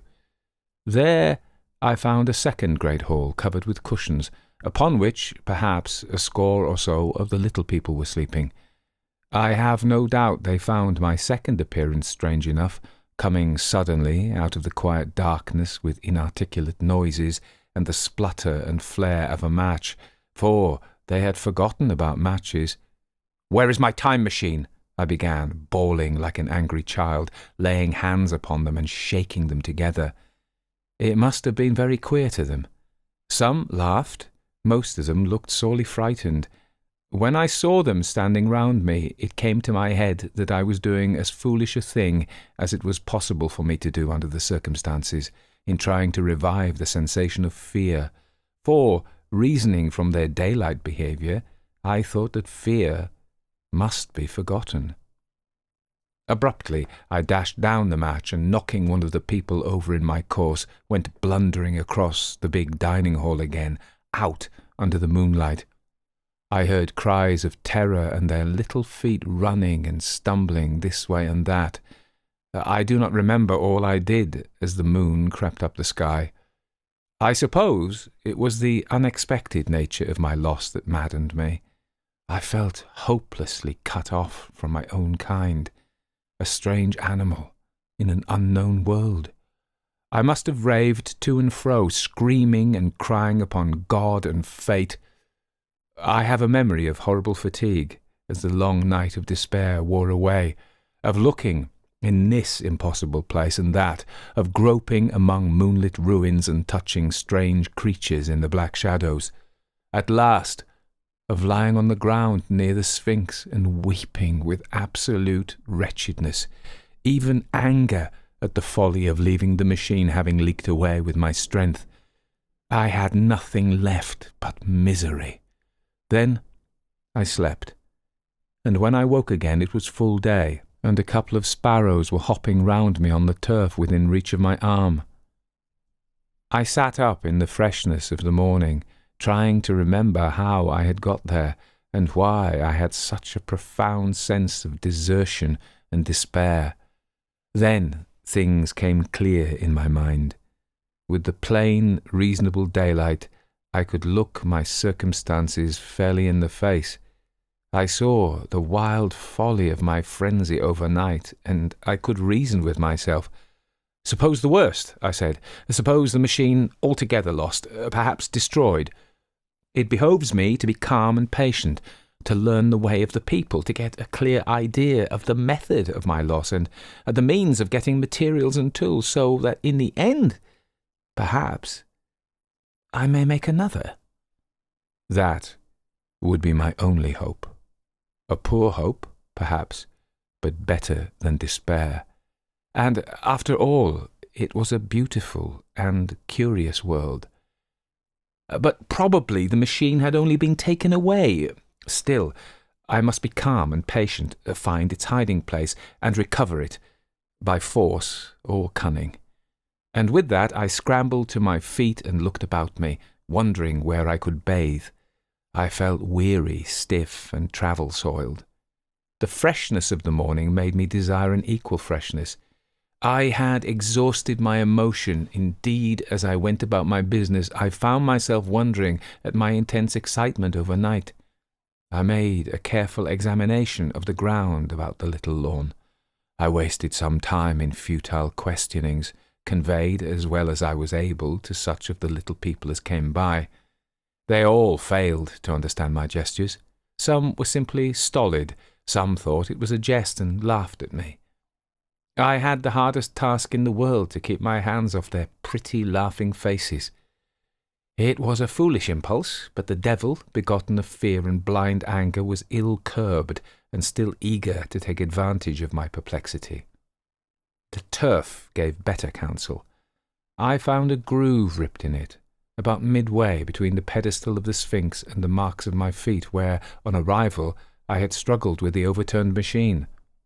There were other signs of removal about, with queer, narrow footprints, like those I could imagine made by a sloth. This directed my closer attention to the pedestal. It was, as I think I have said, of bronze. It was not a mere block, but highly decorated, with deep-framed panels on either side. I went and rapped at these. The pedestal was hollow. Examining the panels with care, I found them discontinuous with the frames.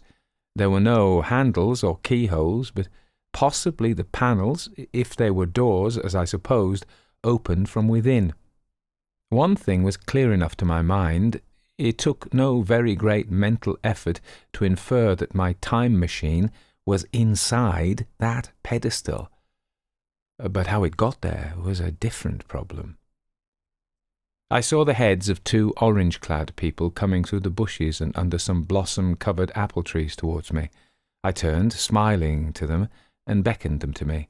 They came, and then, pointing to the bronze pedestal, I tried to intimate my wish to open it. But at my first gesture towards this, they behaved very oddly. I don't know how to convey their expression to you. Suppose you were to use a grossly improper gesture to a delicate-minded woman. It is how she would look. They went off as if they had received the last possible insult. I tried a sweet-looking little chap in white next, with exactly the same result. Somehow his manner made me feel ashamed of myself. But, as you know, I wanted the time machine, and I tried him once more. As he turned off, like the others, my temper got the better of me. In 3 strides I was after him, had him by the loose part of his robe round the neck, and began dragging him towards the Sphinx. Then I saw the horror and repugnance of his face, and all of a sudden I let him go. But I was not beaten yet. I banged with my fist at the bronze panels. I thought I heard something stir inside. To be explicit, I thought I heard a sound like a chuckle, but I must have been mistaken. Then I got a big pebble from the river and came and hammered till I had flattened a coil in the decorations, and the verdigris came off in powdery flakes.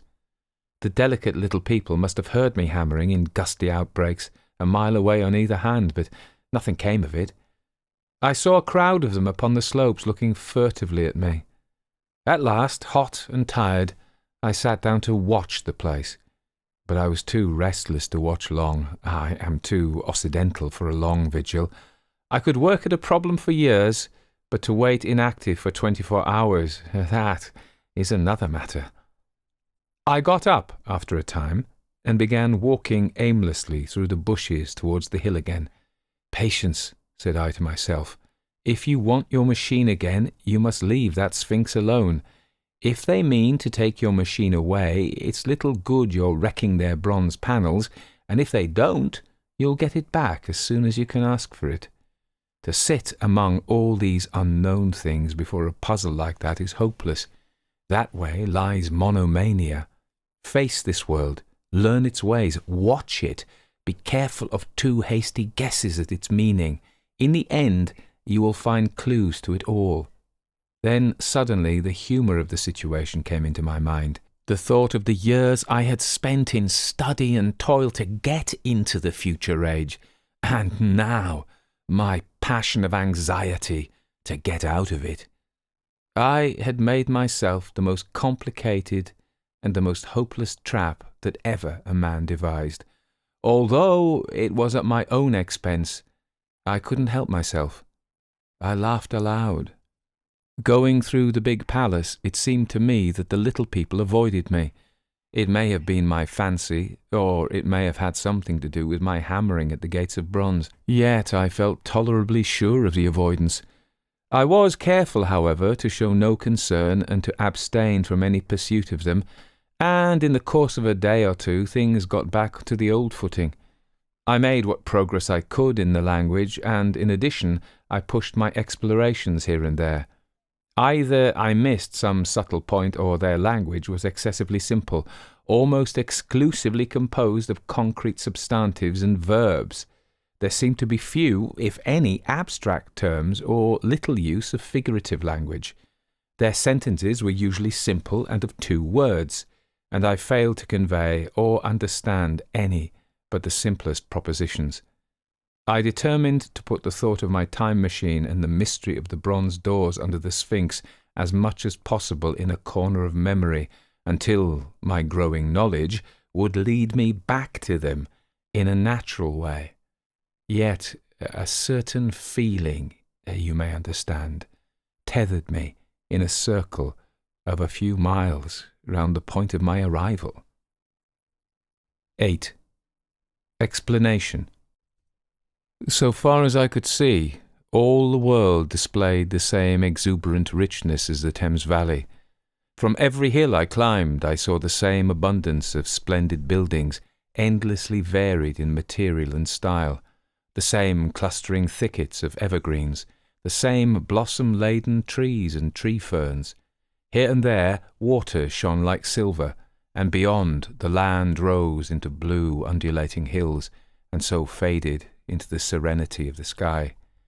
A peculiar feature which presently attracted my attention was the presence of certain circular wells, several, as it seemed to me, of a very great depth.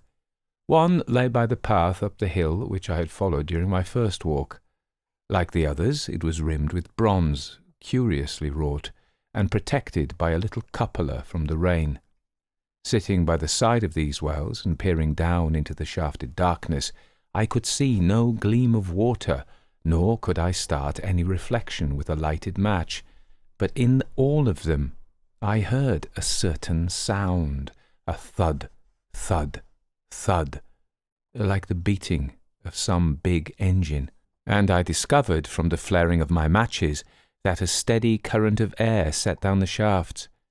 Further, I threw a scrap of paper into the throat of one, and instead of fluttering slowly down, it was at once sucked swiftly out of sight.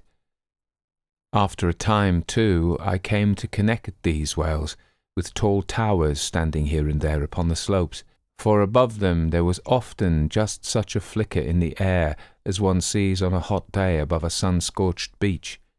Putting these things together, I reached a strong suggestion of an extensive system of subterranean ventilation, whose true import it was difficult to imagine. I was at first inclined to associate it with the sanitary apparatus of these people. It was an obvious conclusion, but it was absolutely wrong. And here I must admit that I learnt very little of drains and bells and modes of conveyance and the like conveniences during my time in this real future. In some of these visions of utopias and coming times which I have read, there is a vast amount of detail about building and social arrangements and so forth. But while such details are easy enough to obtain when the world is contained in one's imagination, they are altogether inaccessible to a real traveller amid such realities as I found there. Conceive the tale of London which a Negro fresh from Central Africa would take back to his tribe. What would he know of railway companies, of social movements, of telephone and telegraph wires, of the parcels delivery company and postal orders and the like? Yet we, at least, should be willing enough to explain these things to him. And even of what he knew, how much could he make his untravelled friend either apprehend or believe? Think, then, how narrow the gap between a Negro and a white man of our own times, and how wide the interval between myself and these of the Golden Age. I was sensible of much which was unseen, and which contributed to my comfort, but save for a general impression of automatic organisation, I fear I can convey very little of the difference to your mind. In the matter of sepulture, for instance, I could see no signs of crematoria nor anything suggestive of tombs, but it occurred to me that possibly there might be cemeteries or crematoria somewhere beyond the range of my explorings. This again was a question I deliberately put to myself, and my curiosity was at first entirely defeated upon the point. The thing puzzled me, and I was led to make a further remark which puzzled me still more, that aged and infirm among these people there were none. I must confess that my satisfaction with my first theories of an automatic civilization and a decadent humanity did not long endure, yet I could think of no other. Let me put my difficulties. The several big palaces I had explored were mere living places, great dining halls and sleeping apartments. I could find no machinery, no appliances of any kind. Yet these people were clothed in pleasant fabrics that must at times need renewal, and their sandals, though undecorated, were fairly complex specimens of metalwork. Somehow such things must be made, and the little people displayed no vestige of a creative tendency. There were no shops, no workshops, no sign of importations among them. They spent all their time in playing gently, in bathing in the river, in making love in a half-playful fashion, in eating fruit and sleeping. I could not see how things were kept going. Then again, about the time machine, something, I knew not what, had taken it into the hollow pedestal of the White Sphinx. Why? For the life of me I couldn't imagine. Those waterless wells, too, those flickering pillars. I felt I lacked a clue. I felt, how shall I put it? Suppose you found an inscription with sentences here and there in excellent plain English, and interpolated therewith others made up of words, of letters even, absolutely unknown to you. Well, on the third day of my visit, that was how the world of 800 and 2701 presented itself to me. That day, too, I made a friend of a sort. It happened that, as I was watching some of the little people bathing in a shallow, one of them was seized with cramp and began drifting downstream. The main current ran rather swiftly, but not too strongly for even a moderate swimmer. It will give you an idea, therefore, of the strange deficiency in these creatures when I tell you that none made the slightest attempt to rescue the weakly crying little thing, which was drowning before their eyes. When I realized this, I hurriedly slipped off my clothes, and wading in at a point lower down, I caught the poor mite and drew her safe to land. A little rubbing of the limbs soon brought her round, and I had the satisfaction of seeing she was all right before I left her. I had got to such a low estimate of her kind that I didn't expect any gratitude from her. In that, however, I was wrong. This happened in the morning. In the afternoon I met my little woman, as I believe it was, as I was returning towards my centre from an exploration, and she received me with cries of delight, and presented me with a big garland of flowers, evidently made for me and me alone. The thing took my imagination. Very possibly I had been feeling desolate. At any rate, I did my best to display my appreciation of the gift. We were soon seated together in a little stone arbour, engaged in conversation, chiefly of smiles.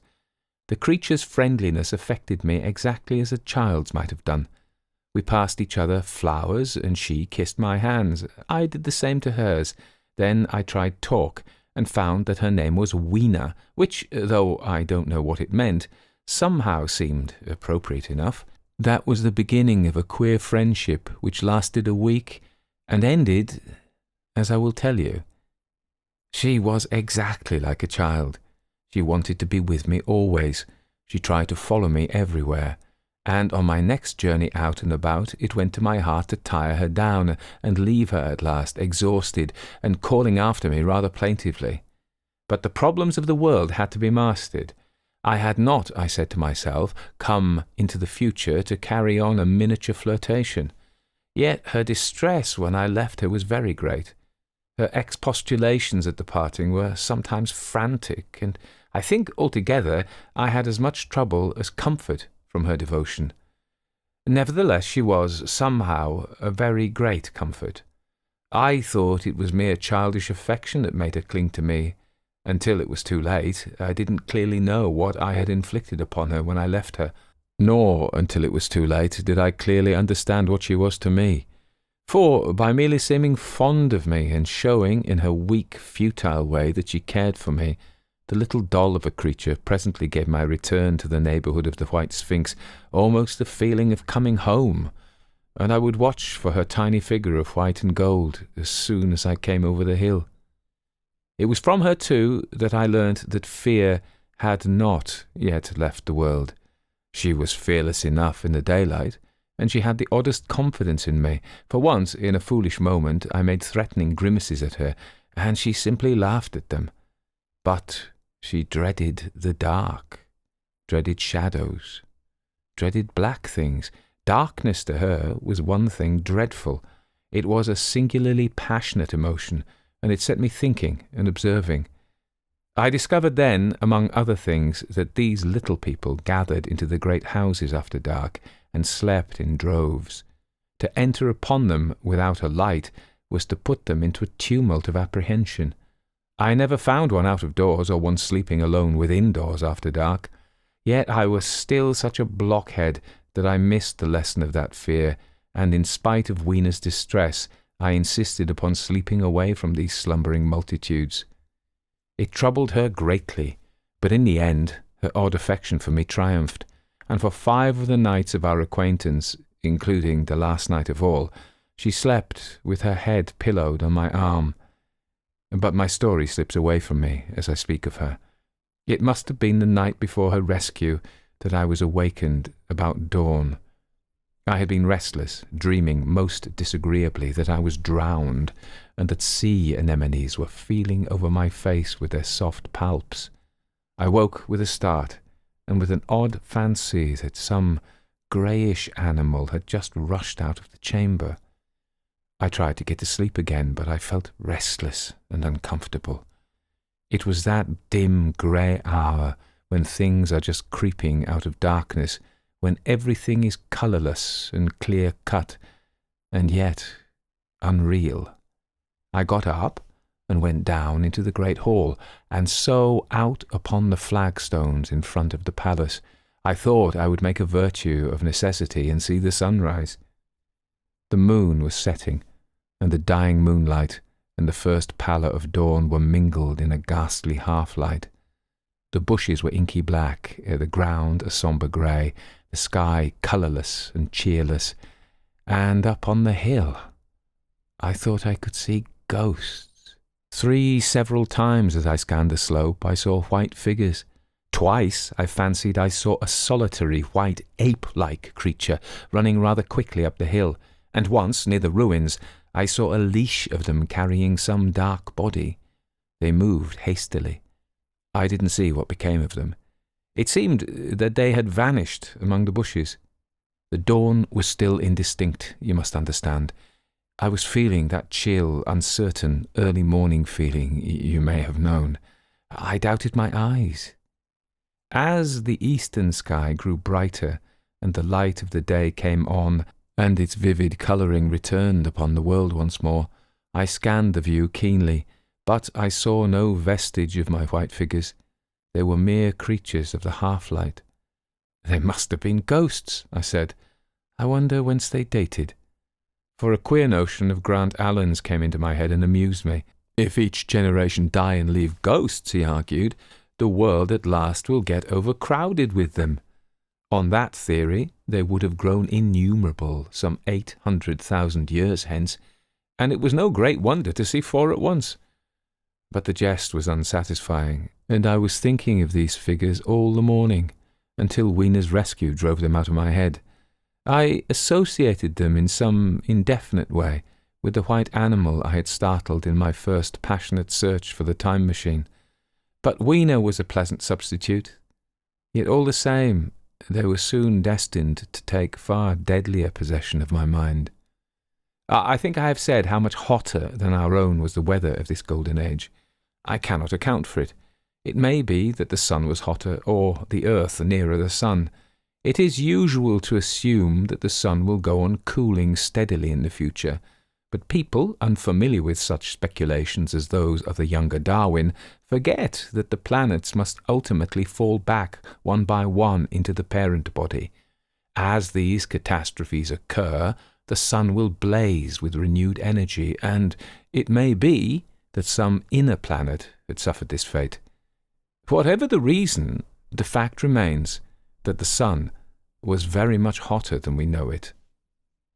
Well, one very hot morning, my fourth, I think, as I was seeking shelter from the heat and glare in a colossal ruin near the great house where I slept and fed, there happened this strange thing.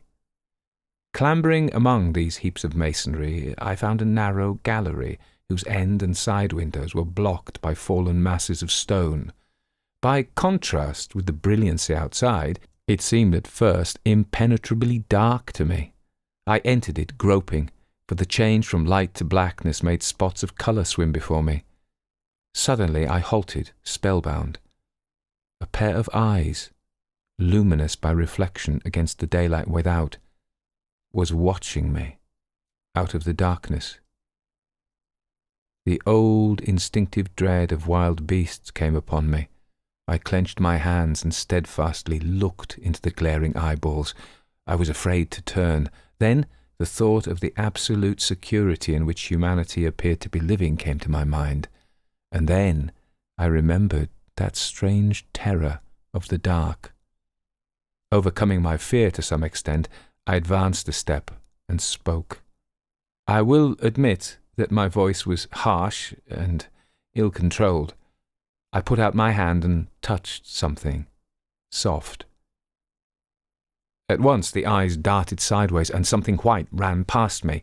I turned with my heart in my mouth and saw a queer little ape-like figure, its head held down in a peculiar manner, running across the sunlit space behind me.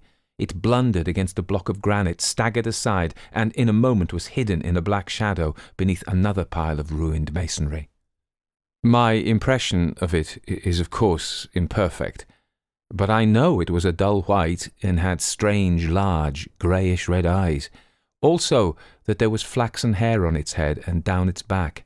But as I say, it went too fast for me to see distinctly. I cannot even say whether it ran on all fours or only with its forearms held very low. After an instant's pause, I followed it into the second heap of ruins. I could not find it at first, but after a time, in the profound obscurity, I came upon one of those round well-like openings of which I have told you, half closed by a fallen pillar. A sudden thought came to me. Could this thing have vanished down the shaft? I lit a match, and looking down, I saw a small, white, moving creature with large, bright eyes, which regarded me steadfastly as it retreated. It made me shudder. It was so like a human spider. It was clambering down the wall, and now I saw for the first time a number of metal foot and hand rests forming a kind of ladder down the shaft. Then the light burned my fingers and fell out of my hand, going out as it dropped, and when I had lit another, the little monster had disappeared. I do not know how long I sat peering down that well. It was not for some time that I could succeed in persuading myself that the thing I had seen was human, but gradually the truth dawned on me, that man had not remained one species, but had differentiated into two distinct animals, that my graceful children of the upper world were not the sole descendants of our generation, but that this bleached, obscene, nocturnal thing, which had flashed before me, was also heir to all the ages. I thought of the flickering pillars, and of my theory of an underground ventilation. I began to suspect their true import, and what, I wondered, was this lemur doing in my scheme of a perfectly balanced organization? How was it related to the indolent serenity of the beautiful overworlders, and what was hidden down there at the foot of that shaft? I sat upon the edge of the well, telling myself that, at any rate, there was nothing to fear, and that there I must descend for the solution of my difficulties, and, withal, I was absolutely afraid to go.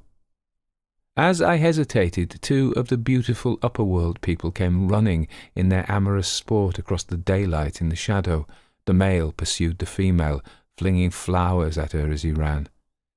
They seemed distressed to find me, my arm against the overturned pillar, peering down the well. Apparently, it was considered bad form to remark these apertures, for when I pointed to this one and tried to frame a question about it in their tongue, they were still more visibly distressed and turned away. But they were interested by my matches, and I struck some to amuse them. I tried them again about the well, and again I failed. So presently I left them, meaning to go back to Weena and see what I could get from her. But my mind was already in revolution. My guesses and impressions were slipping and sliding to a new adjustment. I had now a clue to the import of these wells, to the ventilating towers, to the mystery of the ghosts, to say nothing of a hint at the meaning of the bronze gates and the fate of the time machine. And very vaguely there came a suggestion towards the solution of the economic problem that had puzzled me. Here was the new view. Plainly, this second species of man was subterranean. There were three circumstances in particular which made me think that its rare emergence above ground was the outcome of a long-continued underground habit. In the first place, there was the bleached look common in most animals that live largely in the dark, the white fish of the Kentucky caves, for instance. Then, those large eyes, with that capacity for reflecting light, are common features of nocturnal things, witness the owl and the cat, and, last of all, that evident confusion in the sunshine, that hasty yet fumbling awkward flight towards dark shadow, and that peculiar carriage of the head while in the light, all reinforced the theory of an extreme sensitiveness of the retina. Beneath my feet, then, the earth must be tunnelled enormously, and these tunnellings were the habitat of the new race. The presence of the ventilating shafts and wells along the hill slopes, everywhere, in fact, except along the river valley, showed how universal were its ramifications. What so natural, then, as to assume that it was in this artificial underworld that such work as was necessary to the comfort of the daylight race was done? The notion was so plausible that I at once accepted it and went on to assume the how of this splitting of the human species. I dare say you will anticipate the shape of my theory, though, for myself, I very soon felt that it fell far short of the truth. At first, proceeding from the problems of our own age, it seemed clear as daylight to me that the gradual widening of the present merely temporary and social difference between the capitalist and the labourer was the key to the whole position. No doubt it will seem grotesque enough to you, and wildly incredible, and yet even now there are existing circumstances to point that way. There is a tendency to utilize underground space for the less ornamental purposes of civilization. There is the Metropolitan Railway in London, for instance. There are new electric railways, there are subways, there are underground workrooms and restaurants, and they increase and multiply. Evidently, I thought, this tendency had increased till industry had gradually lost its birthright in the sky. I mean that it had gone deeper and deeper into larger and ever larger underground factories, spending a still increasing amount of its time therein till, in the end, even now, does not an East End worker live in such artificial conditions as practically to be cut off from the natural surface of the earth? Again, the exclusive tendency of richer people, due no doubt to the increasing refinement of their education and the widening gulf between them and the rude violence of the poor, is already leading to the closing, in their interest, of considerable portions of the surface of the land. About London, for instance, perhaps half of the prettier country is shut in against intrusion, and this same widening gulf, which is due to the length and expense of the higher educational processes, and the increased facilities for and temptations towards refined habits on the part of the rich, will make that exchange between class and class, that promotion by intermarriage which at present retards the splitting of our species along lines of social stratification less and less frequent. So, in the end, above ground you must have the haves, pursuing pleasure and comfort and beauty, and below ground the have-nots, the workers, getting continually adapted to the conditions of their labour. Once they were there, they would no doubt have to pay rent, and not a little of it, for the ventilation of their caverns, and if they refused, they would starve or be suffocated for arrears.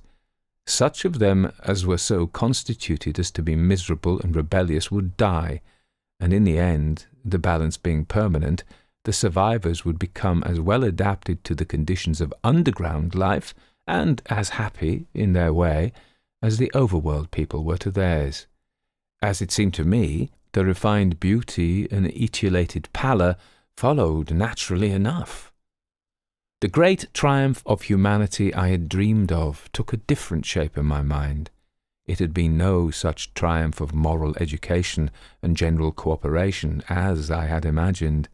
Instead, I saw a real aristocracy, armed with a perfected science and working to a logical conclusion the industrial system of today.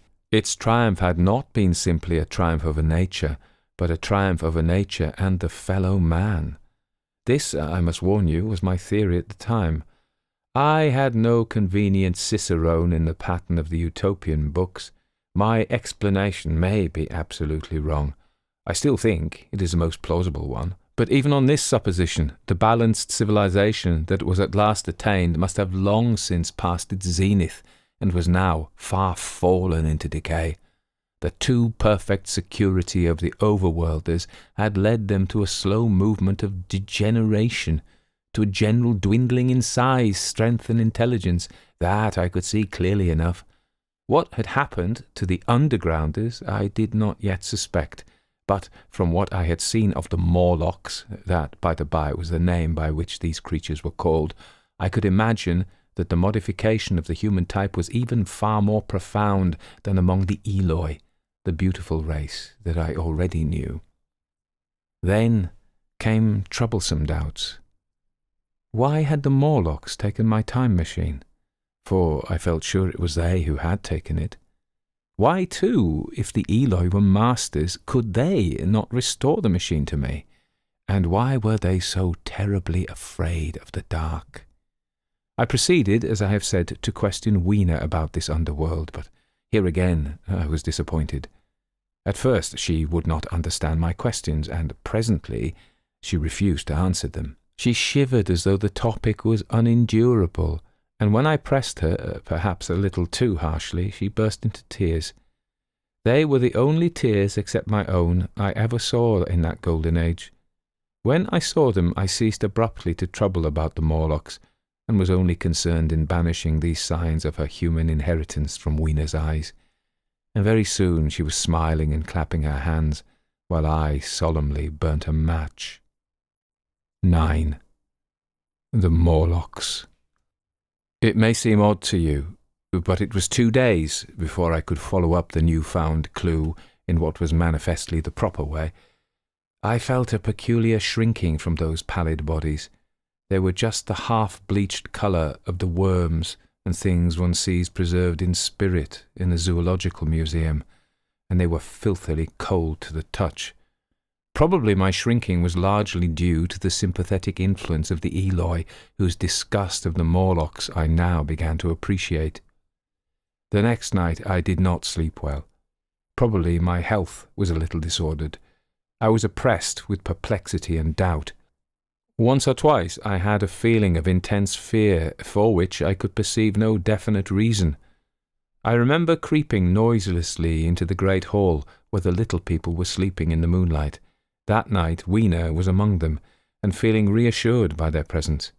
It occurred to me even then that in the course of a few days the moon must pass through its last quarter, and the nights grow dark, when the appearances of these unpleasant creatures from below, these whitened lemurs, this new vermin that had replaced the old, might be more abundant. And on both these days I had the restless feeling of one who shirks an inevitable duty. I felt assured that the time machine was only to be recovered by boldly penetrating these mysteries of underground. Yet I could not face the mystery. If only I had had a companion, it would have been different. But I was so horribly alone, and even to clamber down into the darkness of the well appalled me. I don't know if you will understand my feeling, but I never felt quite safe at my back. It was this restlessness, this insecurity perhaps, that drove me farther and farther afield in my exploring expeditions. Going to the southwestward towards the rising country that is now called Coombe Wood, I observed far off, in the direction of 19th century Banstead, a vast green structure, different in character from any I had hitherto seen. It was larger than the largest of the palaces or ruins I knew, and the facade had an oriental look, the face of it having the lustre, as well as the pale green tint, a kind of bluish green, of a certain type of Chinese porcelain. This difference in aspect suggested a difference in use, and I was minded to push on and explore. But the day was growing late, and I had come upon the site of the place after a long and tiring circuit, so I resolved to hold over the adventure for the following day, and I returned to the welcome and caresses of little Weena. But next morning I perceived clearly enough that my curiosity regarding the palace of green porcelain was a piece of self-deception to enable me to shirk by another day an experience I dreaded. I resolved I would make the descent without further waste of time, and started out in the early morning towards a well near the ruins of granite and aluminium. Little Weena ran with me. She danced beside me to the well, but when she saw me lean over the mouth and look downward, she seemed strangely disconcerted. "Goodbye, little Weena," I said, kissing her and then putting her down. I began to feel over the parapet for the climbing hooks. Rather hastily, I may as well confess, for I feared my courage might leak away. At first she watched me in amazement, then she gave a most piteous cry, and running to me, she began to pull at me with her little hands. I think her opposition nerved me rather to proceed. I shook her off, perhaps a little roughly, and in another moment I was at the throat of the well. I saw her agonized face over the parapet and smiled to reassure her. Then I had to look down at the unstable hooks to which I clung. I had to clamber down a shaft of perhaps 200 yards. The descent was effected by means of metallic bars projecting from the sides of the well, and these being adapted to the needs of a creature much smaller and lighter than myself. I was speedily cramped and fatigued by the descent, and not simply fatigued. One of the bars bent suddenly under my weight and almost swung me off into the blackness beneath. For a moment I hung by one hand, and after that experience I did not dare rest again. Though my arms and back were presently acutely painful, I went on clambering down the sheer descent with as quick a motion as possible. Glancing upward, I saw the aperture, a small blue disc in which a star was visible, while little Weena's head showed as a black round projection. The thudding sound of a machine below grew louder and more oppressive. Everything save that little disc above was profoundly dark, and when I looked up again, Weena had disappeared. I was in an agony of discomfort. I had some thought of trying to go up the shaft again and leave the underworld alone, but even while I turned this over in my mind, I continued to descend. At last, with intense relief, I saw dimly coming up, a foot to the right of me, a slender loophole in the wall. Swinging myself in, I found it was the aperture of a narrow horizontal tunnel in which I could lie down and rest. It was not too soon. My arms ached, my back was cramped, and I was trembling with the prolonged terror of a fall. Besides this, the unbroken darkness had had a distressing effect upon my eyes. The air was full of the throb and hum of machinery pumping air down the shaft. I do not know how long I lay. I was aroused by a soft hand touching my face. Starting up in darkness, I snatched my matches, and hastily striking one, I saw 3 stooping white creatures, similar to the one I had seen above ground in the ruin, hastily retreating before the light. Living as they did in what appeared to me impenetrable darkness, their eyes were abnormally large and sensitive, just as are the pupils of the abysmal fishes, and they reflected the light in the same way. I have no doubt they could see me in that rayless obscurity, and they did not seem to have any fear of me, apart from the light. But so soon as I struck a match in order to see them, they fled incontinently, vanishing into dark gutters and tunnels from which their eyes glared at me in the strangest fashion. I tried to call to them, but the language they had was apparently different from that of the overworld people, so that I was needs left to my own unaided efforts, and the thought of flight before exploration was even then in my mind. But I said to myself, "You are in for it now," and feeling my way along the tunnel, I found the noise of machinery grow louder. Presently the walls fell away from me, and I came to a large open space, and, striking another match, saw that I had entered a vast arched cavern, which stretched into utter darkness beyond the range of my light. The view I had of it was as much as one could see in the burning of a match. Necessarily my memory is vague. Great shapes, like big machines, rose out of the dimness and cast grotesque black shadows, in which dim spectral Morlocks sheltered from the glare. The place, by the by, was very stuffy and oppressive, and the faint halitus of freshly shed blood was in the air. Some way down the central vista was a little table of white metal, laid with what seemed a meal. The Morlocks, at any rate, were carnivorous. Even at the time, I remember wondering what large animal could have survived to furnish the red joint I saw. It was all very indistinct, the heavy smell, the big unmeaning shapes, the obscene figures lurking in the shadows, and only waiting for the darkness to come at me again. Then the match burnt down and stung my fingers and fell, a wriggling red spot in the blackness. I have thought since how particularly ill-equipped I was for such an experience. When I had started with the time machine, I had started with the absurd assumption that the men of the future would certainly be infinitely ahead of ourselves in all their appliances. I had come without arms, without medicine, without anything to smoke. At times I missed tobacco frightfully, even without enough matches. If only I had thought of a Kodak, I could have flashed that glimpse of the underworld in a second and examined it at leisure. But, as it was, I stood there with only the weapons and the powers that nature had endowed me with, hands, feet, and teeth, these, and 4 safety matches that still remained to me.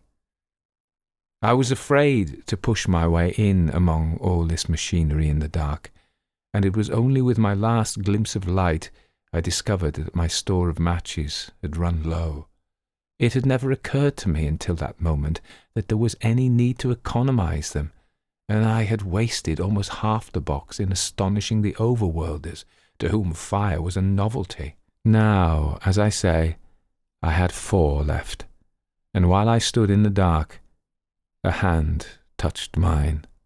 Lank fingers came feeling over my face, and I was sensible of a peculiar, unpleasant odour.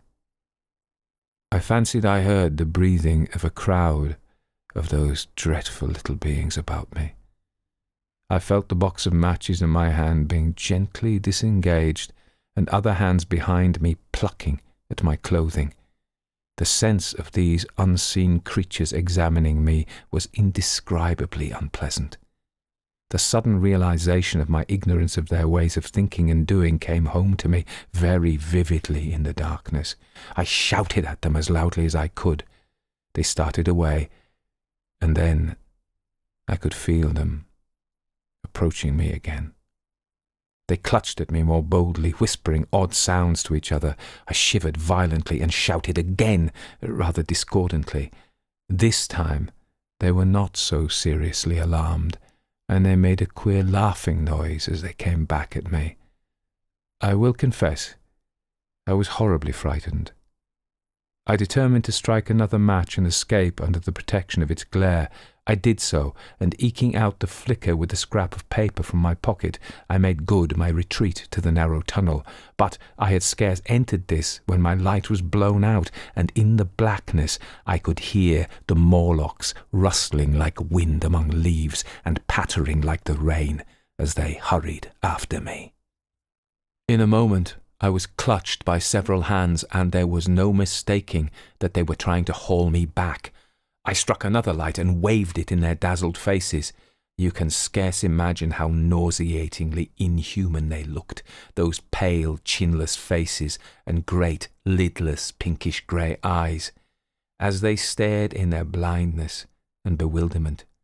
But I did not stay to look, I promise you. I retreated again, and then, when my second match had ended, I struck my third. It had almost burnt through when I reached the opening into the shaft.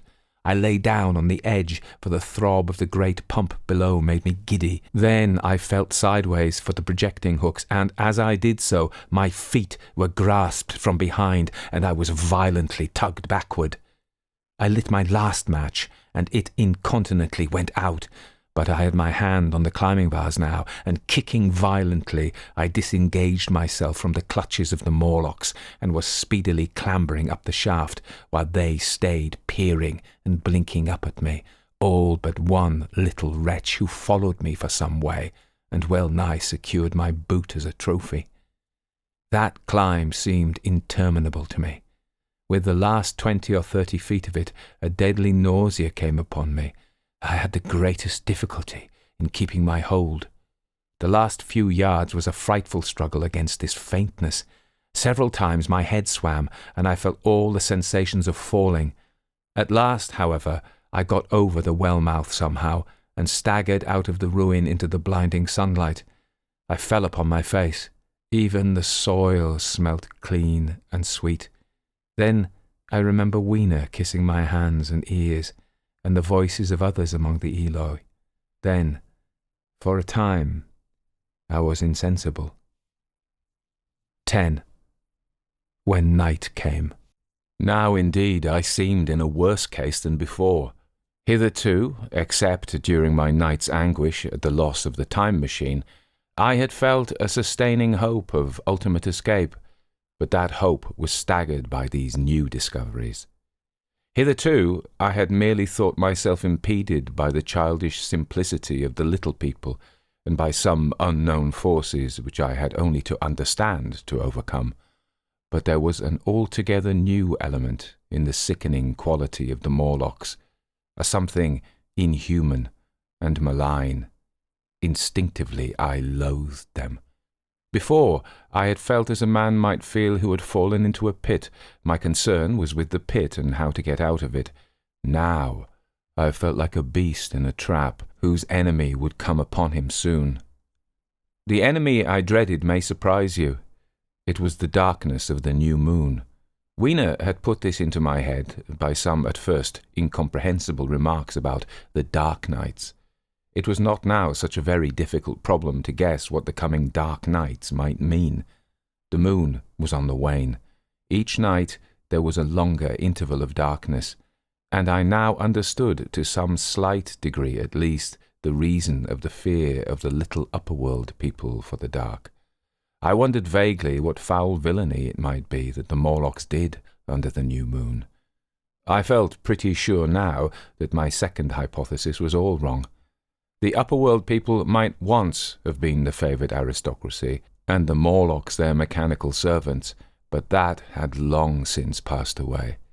The two species that had resulted from the evolution of man were sliding down towards, or had already arrived at, an altogether new relationship. The Eloi, like the Carlovinian kings, had decayed to a mere beautiful futility. They still possessed the earth on sufferance, since the Morlocks, subterranean for innumerable generations, had come at last to find the daylit surface intolerable. And the Morlocks made their garments, I inferred, and maintained them in their habitual needs, perhaps through the survival of an old habit of service. They did it as a standing horse paws with his foot, or as a man enjoys killing animals in sport, because ancient and departed necessities had impressed it on the organism. But clearly the old order was already in part reversed. The nemesis of the delicate ones was creeping on apace. Ages ago, thousands of generations ago, man had thrust his brother man out of the ease and the sunshine, and now that brother was coming back, changed. Already the Eloi had begun to learn one old lesson anew. They were becoming reacquainted with fear. And suddenly there came into my head the memory of the meat I had seen in the underworld. It seemed odd how it floated into my mind, not stirred up, as it were, by the current of my meditations, but coming in almost like a question from outside. I tried to recall the form of it. I had a vague sense of something familiar, but I could not tell what it was at the time. Still, however helpless the little people in the presence of their mysterious fear, I was differently constituted. I came out of this age of ours, this ripe prime of the human race, when fear does not paralyze and mystery has lost its terrors. I at least would defend myself. Without further delay, I determined to make myself arms and a fastness where I might sleep. With that refuge as a base, I could face this strange world with some of that confidence I had lost in realizing to what creatures night by night I lay exposed. I felt I could never sleep again until my bed was secure from them. I shuddered with horror to think how they must already have examined me. I wandered during the afternoon along the valley of the Thames, but found nothing that commended itself to my mind as inaccessible. All the buildings and trees seemed easily practicable to such dexterous climbers as the Morlocks, to judge by their wells, must be. Then the tall pinnacles of the palace of green porcelain and the polished gleam of its walls came back to my memory, and in the evening, taking Weena like a child upon my shoulder, I went up the hills towards the southwest. The distance I had reckoned was 7 or 8 miles, but it must have been nearer 18. I had first seen the place on a moist afternoon when distances are deceptively diminished. In addition, the heel of one of my shoes was loose, and a nail was working through the sole. They were comfortable old shoes I wore about indoors, so that I was lame. And it was already long past sunset when I came in sight of the palace, silhouetted black against the pale yellow of the sky. Weena had been hugely delighted when I began to carry her, but after a while she desired me to let her down, and ran along by the side of me, occasionally darting off on either hand to pick flowers to stick in my pockets. My pockets had always puzzled Weena, but at the last she had concluded that they were eccentric kind of vases for floral decoration. At least she utilized them for that purpose. And that reminds me, in changing my jacket I found... The time-traveller paused, put his hand into his pocket, and silently placed 2 withered flowers, not unlike very large white mallows, upon the little table. Then he resumed his narrative. As the hush of evening crept over the world, and we proceeded over the hill crest towards Wimbledon, Weena grew tired and wanted to return to the house of grey stone, but I pointed out the distant pinnacles of the palace of green porcelain to her, and contrived to make her understand that we were seeking a refuge there from her fear. You know that great pause that comes upon things before the dusk. Even the breeze stops in the trees. To me, there is always an air of expectation about that evening stillness.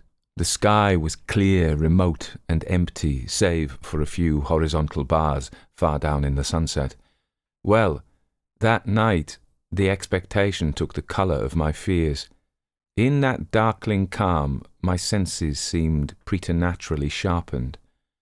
I fancied I could even feel the hollowness of the ground beneath my feet, could, indeed, almost see through it the Morlocks on their ant-hill, going hither and thither, and waiting for the dark. In my excitement, I fancied that they would receive my invasion of their burrows as a declaration of war. And why had they taken my time machine? So we went on in the quiet, and the twilight deepened into night. The clear blue of the distance faded, and one star after another came out. The ground grew dim, and the trees black. Weena's fears and her fatigue grew upon her. I took her in my arms and talked to her and caressed her. Then, as the darkness grew deeper, she put her arms around my neck and, closing her eyes, tightly pressed her face against my shoulder. So we went down a long slope into a valley, and there, in the dimness, I almost walked into a little river. This I waded, and went up the opposite side of the valley, past a number of sleeping houses, and by a statue, a faun or some such figure, minus the head. Here too were acacias. So far I had seen nothing of the Morlocks, but it was as yet early in the night, and the darker hours before the old moon rose were still to come. From the brow of the next hill I saw a thick wood spreading wide and black before me. I hesitated at this. I could see no end to it, either to the right or to the left. Feeling tired, and my feet in particular were very sore, I carefully lowered Weena from my shoulder as I halted, and sat down upon the turf.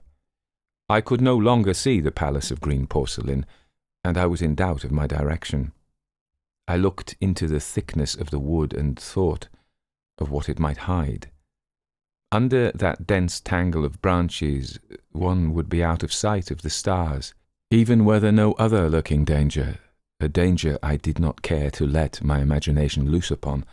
There would still be all the roots to stumble over, and the tree boles to strike against. I was very tired too, after the excitements of the day, so I decided that I would not face it, but would pass the night upon the open hill. Weena, I was glad to find, was fast asleep. I carefully wrapped her in my jacket and sat down beside her to wait for the moonrise. The hillside was quiet and deserted, but from the black of the wood there came now and then a stir of living things. Above me shone the stars, for the night was very clear.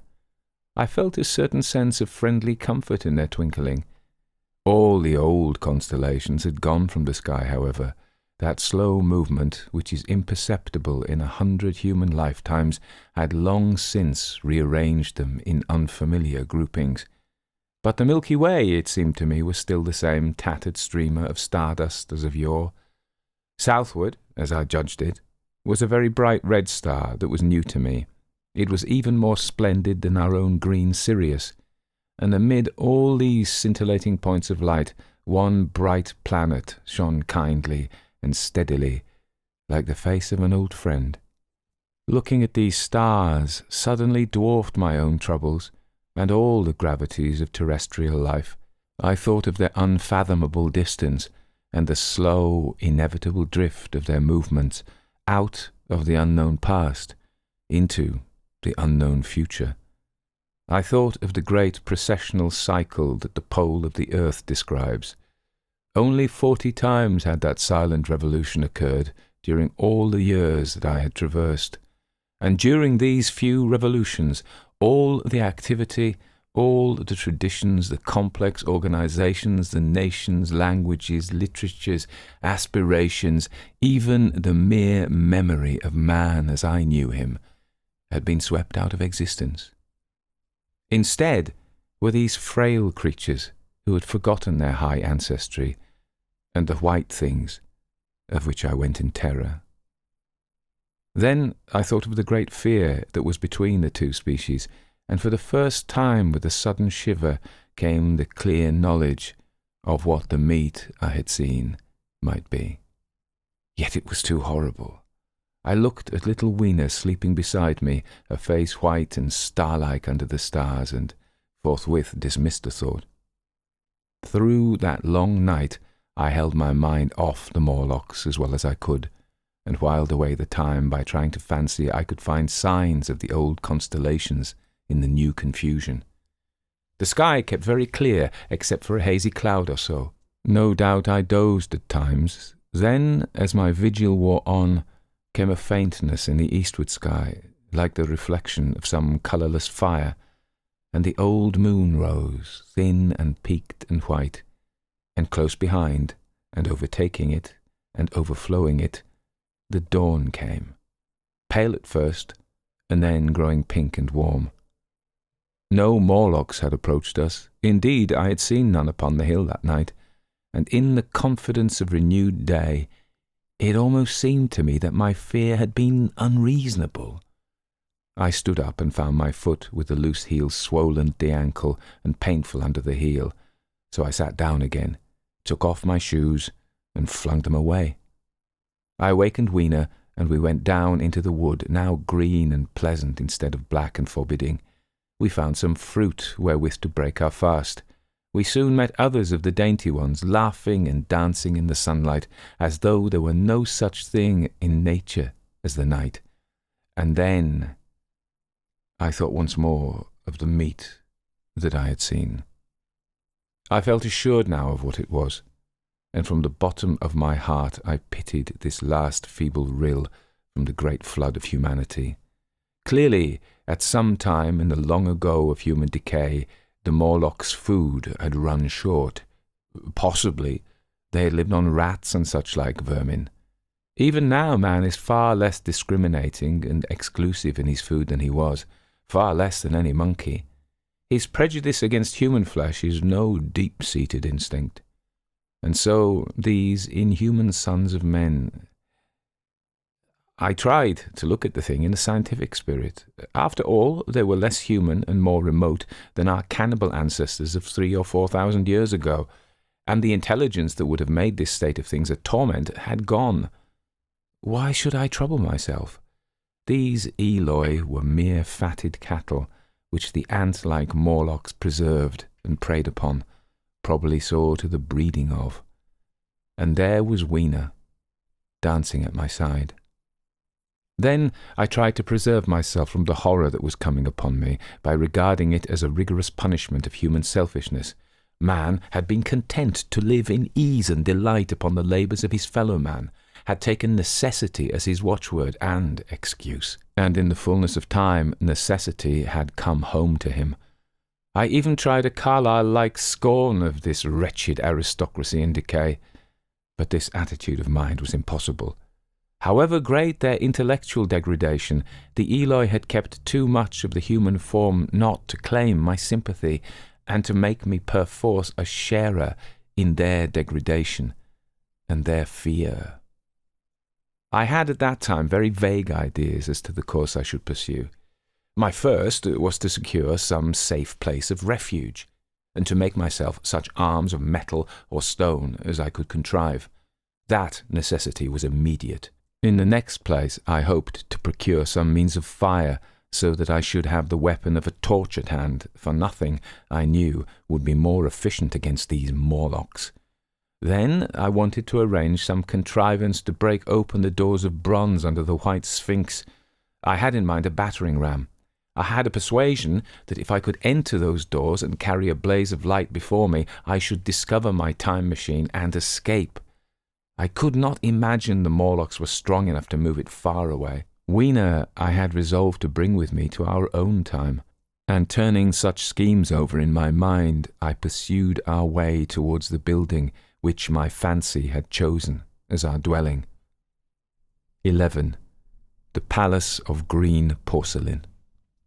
I found the Palace of Green Porcelain, when we approached it about noon, deserted and falling into ruin. Only ragged vestiges of glass remained in its windows, and great sheets of the green facing had fallen away from the corroded metallic framework. It lay very high upon a turfy down, and looking northeastward before I entered it, I was surprised to see a large estuary or even creek where I judged Wandsworth and Battersea must once have been. I thought then, though I never followed up the thought, of what might have happened or might be happening to the living things in the sea. The material of the palace proved on examination to be indeed porcelain, and along the face of it I saw an inscription in some unknown character. I thought, rather foolishly, that Weena might help me to interpret this, but I only learnt that the bare idea of writing had never entered her head. She always seemed to me, I fancy, more human than she was, perhaps because her affection was so human. Within the big valves of the door, which were open and broken, we found, instead of the customary hall, a long gallery lit by many side windows. At the first glance, I was reminded of a museum.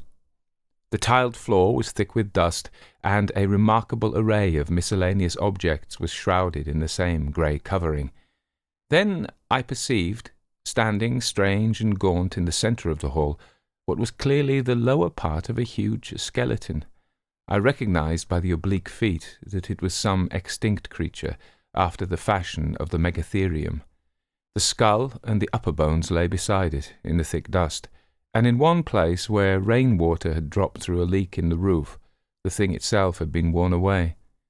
Further in the gallery was the huge skeleton barrel of a brontosaurus. My museum hypothesis was confirmed. Going towards the side, I found what appeared to be sloping shelves, and clearing away the thick dust, I found the old familiar glass cases of our own time. But they must have been airtight, to judge from the fair preservation of some of their contents. Clearly, we stood among the ruins of some latter-day South Kensington. Here, apparently, was the paleontological section, and a very splendid array of fossils it must have been, though the inevitable process of decay that had been staved off for a time, and had, through the extinction of bacteria and fungi, lost 99/100ths of its force, was nevertheless, with extreme sureness, if with extreme slowness, at work again upon all its treasures. Here and there I found traces of the little people in the shape of rare fossils broken to pieces or threaded in strings upon reeds, and the cases had in some instances been bodily removed, by the Morlocks, as I judged. The place was very silent. The thick dust deadened our footsteps. Weena, who had been rolling a sea urchin down the sloping glass of a case, presently came, as I stared about me, and very quietly took my hand and stood beside me.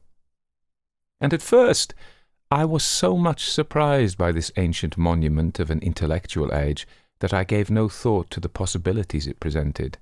Even my preoccupation about the time machine receded a little from my mind.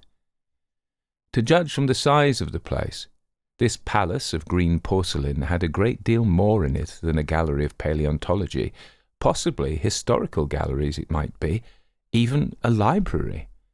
To me, at least in my present circumstances, these would be vastly more interesting than this spectacle of old-time geology in decay. Exploring, I found another short gallery running transversely to the first. This appeared to be devoted to minerals, and the sight of a block of sulphur set my mind running on gunpowder. But I could find no saltpetre, indeed no nitrates of any kind. Doubtless they had deliquesced ages ago. Yet the sulphur hung in my mind and set up a train of thinking. As for the rest of the contents of that gallery, though on the whole they were the best preserved of all I saw, I had little interest. I am no specialist in mineralogy, and I went on down a very ruinous aisle running parallel to the first hall I had entered. Apparently this section had been devoted to natural history, but everything had long since passed out of recognition. A few shriveled and blackened vestiges of what had once been stuffed animals, desiccated mummies in jars that had once held spirit, a brown dust of departed plants. That was all. I was sorry for that, because I should have been glad to trace the patient readjustments by which the conquest of animated nature had been attained. Then we came to a gallery of simply colossal proportions, but singularly ill-lit, the floor of it running downward at a slight angle from the end at which I entered. At intervals, white globes hung from the ceiling, many of them cracked and smashed, which suggested that originally the place had been artificially lit. Here I was more in my element, for rising on either side of me were the huge bulks of big machines, all greatly corroded and many broken down, but some still fairly complete. You know, I have a certain weakness for mechanism, and I was inclined to linger among these, the more so as for the most part they had the interest of puzzles, and I could make only the vaguest guesses at what they were for. I fancied that if I could solve their puzzles, I should find myself in possession of powers that might be of use against the Morlocks. Suddenly, Weena came very close to my side, so suddenly that she startled me. Had it not been for her, I do not think I should have noticed that the floor of the gallery sloped at all. Footnote: It may be, of course, that the floor did not slope, but that the museum was built into the side of a hill. Ed. The end I had come in at was quite above ground and was lit by rare slit-like windows. As you went down the length, the ground came up against these windows, until at last there was a pit, like the area of a London house before each, and only a narrow line of daylight at the top. I went slowly along, puzzling about the machines, and had been too intent upon them to notice the gradual diminution of the light, until Wiener's increasing apprehensions drew my attention. Then I saw that the gallery ran down at last into a thick darkness. I hesitated, and then, as I looked around me, I saw that the dust was less abundant and its surface less even. Further away towards the dimness, it appeared to be broken by a number of small, narrow footprints. My sense of the immediate presence of the Morlocks revived at that. I felt that I was wasting my time in the academic examination of machinery. I called to mind that it was already far advanced in the afternoon, and that I still had no weapon, no refuge, and no means of making a fire. And then, down in the remote blackness of the gallery, I heard a peculiar pattering, and the same odd noises I had heard down the well. I took Wiener's hand, then, struck with a sudden idea, I left her and turned to a machine from which projected a lever, not unlike those in a signal box. Clambering upon the stand and grasping this lever in my hands, I put all my weight upon it sideways. Suddenly Wiener, deserted in the central aisle, began to whimper. I had judged the strength of the lever pretty correctly, for it snapped after a minute's strain, and I rejoined her with a mace in my hand, more than sufficient, I judged, for any Morlock skull I might encounter. And I longed very much to kill a Morlock or so. Very inhuman, you may think, to want to go killing one's own descendants, but it was impossible somehow to feel any humanity in the things. Only my disinclination to leave Wiener, and a persuasion that if I began to slake my thirst for murder, my time machine might suffer, restrained me from going straight down the gallery and killing the brutes I heard. Well, a mace in one hand and Wiener in the other, I went out of that gallery and into another, a still larger one, which at the first glance reminded me of a military chapel hung with tattered flags. The brown and charred rags that hung from the sides of it I presently recognized as the decaying vestiges of books. They had long since dropped to pieces, and every semblance of print had left them. But here and there were warped boards and cracked metallic clasps that told the tale well enough. Had I been a literary man, I might, perhaps, have moralized upon the futility of all ambition. But, as it was, the thing that struck me with keenest force was the enormous waste of labour to which this sombre wilderness of rotting paper testified. At the same time, I will confess that I thought chiefly of the philosophical transactions and my own 17 papers upon physical optics. Then, going up a broad staircase, we came to what may once have been a gallery of technical chemistry. And here I had not a little hope of useful discoveries, except at one end where the roof had collapsed. This gallery was well preserved. I went eagerly to every unbroken case, and at last, in one of the really airtight cases, I found a box of matches. Very eagerly I tried them. They were perfectly good. They were not even damp. I turned to Wiener. "Dance!" I cried to her in her own tongue, for now I had a weapon indeed against the horrible creatures we feared.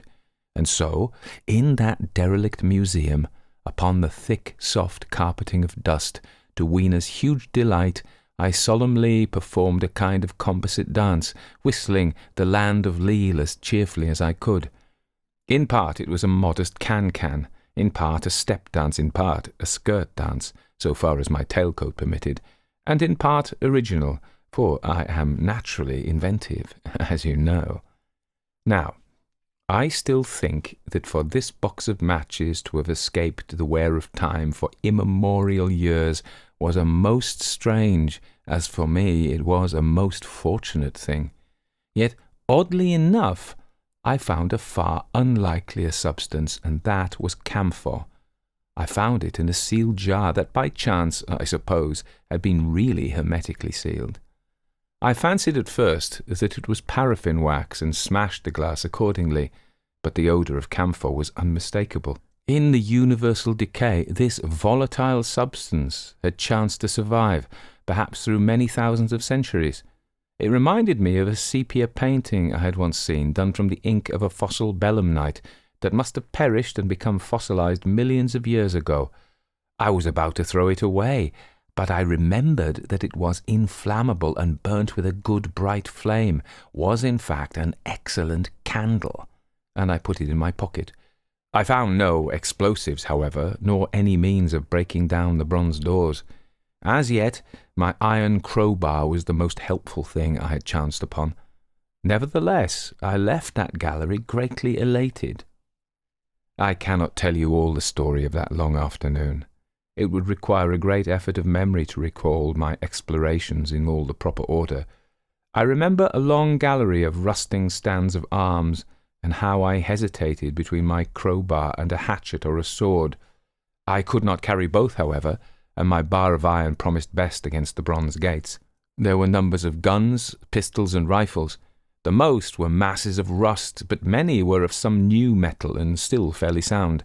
But any cartridges or powder there may once have been had rotted into dust.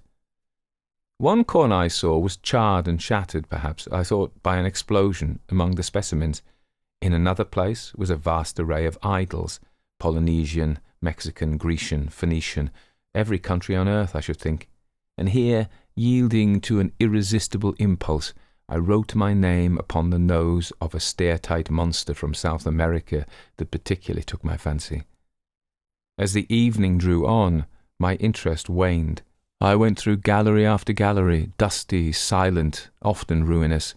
The exhibits sometimes were mere heaps of rust and lignite, sometimes fresher. In one place I suddenly found myself near the model of a tin mine, and then by the merest accident I discovered in an airtight case 2 dynamite cartridges.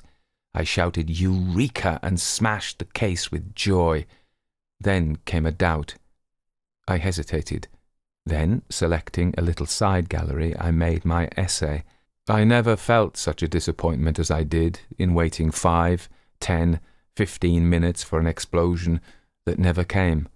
Of course, the things were dummies, as I might have guessed from their presence. I really believe that had they not been so, I should have rushed off incontinently and blown Sphinx bronze doors, and as it proved, my chances of finding the time machine altogether into non-existence. It was after that, I think, that we came to a little open court within the palace. It was turfed and had 3 fruit trees, so we rested and refreshed ourselves. Towards sunset, I began to consider our position. Night was creeping upon us, and my inaccessible hiding place had still to be found. But that troubled me very little now. I had in my possession a thing that was perhaps the best of all defences against the Morlocks. I had matches. I had the camphor in my pocket too, if a blaze were needed. It seemed to me that the best thing we could do would be to pass the night in the open, protected by a fire. In the morning there was the getting of the time machine.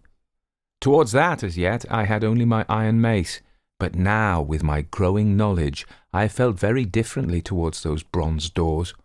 Up to this, I had refrained from forcing them, largely because of the mystery on the other side. They had never impressed me as being very strong, and I hoped to find my bar of iron not altogether inadequate for the work. 12. In the darkness. We emerged from the palace while the sun was still in part above the horizon. I was determined to reach the White Sphinx early the next morning, and ere the dusk I purposed pushing through the woods that had stopped me on the previous journey. My plan was to go as far as possible that night, and then, building a fire, to sleep in the protection of its glare. Accordingly, as we went along, I gathered any sticks or dried grass I saw, and presently had my arms full of such litter. Thus loaded, our progress was slower than I had anticipated, and besides, Weena was tired. And I also began to suffer from sleepiness too, so that it was full night before we reached the wood. Upon the shrubby hill of its edge, Weena would have stopped, fearing the darkness before us, but a singular sense of impending calamity that should indeed have served me as a warning drove me onward. I had been without sleep for a night and 2 days, and I was feverish and irritable. I felt sleep coming upon me, and the Morlocks with it. While we hesitated, among the black bushes behind us and dim against their blackness, I saw 3 crouching figures. There was scrub and long grass all about us, and I did not feel safe from their insidious approach. The forest, I calculated, was rather less than a mile across. If we could get through it to the bare hillside, there, as it seemed to me, was an altogether safer resting place. I thought that with my matches and my camphor I could contrive to keep my path illuminated through the woods. Yet it was evident that if I was to flourish matches with my hands, I should have to abandon my firewood. So, rather reluctantly, I put it down. And then it came into my head that I would amaze our friends behind by lighting it.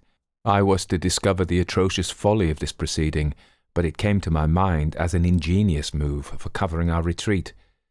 I don't know if you have ever thought what a rare thing flame must be in the absence of man and in a temperate climate. The sun's heat is rarely strong enough to burn, even when it is focused by dewdrops, as is sometimes the case in more tropical districts. Lightning may blast and blacken, but it rarely gives rise to widespread fire. Decaying vegetation may occasionally smoulder with the heat of its fermentation, but this rarely results in flame. In this decadence, too, the art of fire-making had been forgotten on the earth. The red tongues that went licking up my heap of wood were an altogether new and strange thing to Weena. She wanted to run with it and play with it. I believe she would have cast herself into it had I not restrained her. But I caught her up, and in spite of her struggles plunged boldly before me into the wood. For a little way the glare of my fire lit the path. Looking back presently, I could see, through the crowded stems, that from my heap of sticks the blaze had spread to some bushes adjacent, and a curved line of fire was creeping up the grass of the hill. I laughed at that, and turned again to the dark trees before me. It was very black, and Weena clung to me convulsively, but there was still, as my eyes grew accustomed to the darkness, sufficient light for me to avoid the stems.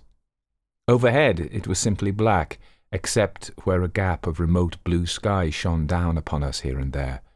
I lit none of my matches because I had no hand free. Upon my left arm I carried my little one, and in my right hand I had my iron bar. For some way I heard nothing but the crackling twigs under my feet, the faint rustle of the breeze above, and my own breathing, and the throb of the blood vessels in my ears. Then I seemed to know of a pattering behind me. I pushed on grimly. The pattering grew more distinct, and then I caught the same queer sound and voices I had heard in the underworld. There were evidently several of the Morlocks, and they were closing in upon me. Indeed, in another minute I felt a tug at my coat, then something at my arm, and Weena shivered violently and became quite still. It was time for a match, but to get one I must put her down. I did so, and as I fumbled with my pocket, a struggle began in the darkness about my knees, perfectly silent on her part, and with the same peculiar cooing sounds from the Morlocks. Soft little hands, too, were creeping over my coat and back, touching even my neck. Then the match scratched and fizzed. I held it flaring and saw the white backs of the Morlocks in flight amid the trees. I hastily took a lump of camphor from my pocket and prepared to light it as soon as the match should wane. Then I looked at Weena. She was lying, clutching my feet, and quite motionless, with her face to the ground. With a sudden fright I stooped to her. She seemed scarcely to breathe. I lit the block of camphor and flung it to the ground, and as it split and flared up and drove back the Morlocks and the shadows, I knelt down and lifted her. The wood behind seemed full of the stir and murmur of a great company. She seemed to have fainted. I put her carefully upon my shoulder and rose to push on, and then there came a horrible realization. In manoeuvring with my matches and Weena, I had turned myself about several times, and now I had not the faintest idea in what direction lay my path. For all I knew, I might be facing back towards the palace of green porcelain. I found myself in a cold sweat. I had to think rapidly what to do. I determined to build a fire and encamp where we were. I put Weena, still motionless, down upon a turfy bowl, and very hastily, as my first lump of camphor waned, I began collecting sticks and leaves. Here and there, out of the darkness round me, the Morlocks' eyes shone like carbuncles. The camphor flickered and went out. I lit a match, and as I did so, two white forms that had been approaching Weena dashed hastily away. One was so blinded by the light that he came straight for me, and I felt his bones grind under the blow of my fist. He gave a whoop of dismay, staggered a little way, and fell down. I lit another piece of camphor and went on gathering my bonfire. Presently I noticed how dry was some of the foliage above me, for since my arrival on the time machine, a matter of a week, no rain had fallen. So, instead of casting about among the trees for fallen twigs, I began leaping up and dragging down branches. Very soon I had a choking, smoky fire of green wood and dry sticks, and could economize my camphor. Then I turned to where Weena lay beside my iron mace. I tried what I could to revive her, but she lay like one dead. I could not even satisfy myself whether or not she breathed. Now the smoke of the fire beat over towards me, and it must have made me heavy of a sudden. Moreover, the vapour of camphor was in the air. My fire would not need replenishing for an hour or so. I felt very weary after my exertion, and sat down. The wood, too, was full of a slumberous murmur that I did not understand. I seemed just to nod and open my eyes, but all was dark, and the Morlocks had their hands upon me. Flinging off their clinging fingers, I hastily felt in my pocket for the matchbox, and it had gone.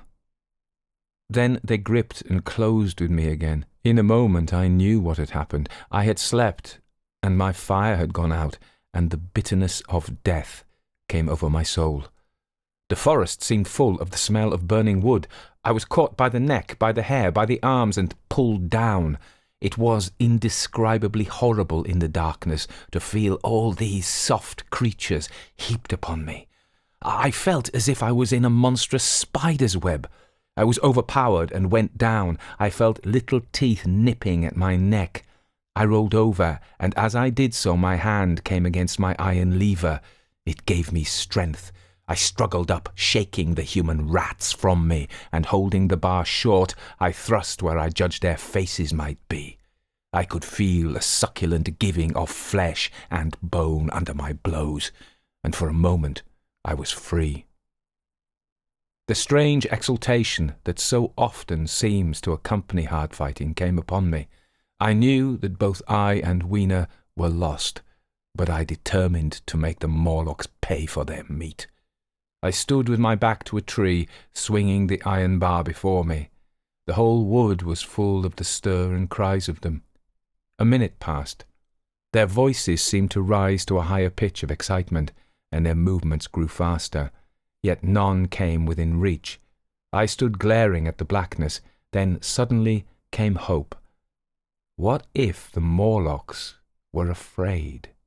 And close on the heels of that came a strange thing. The darkness seemed to grow luminous.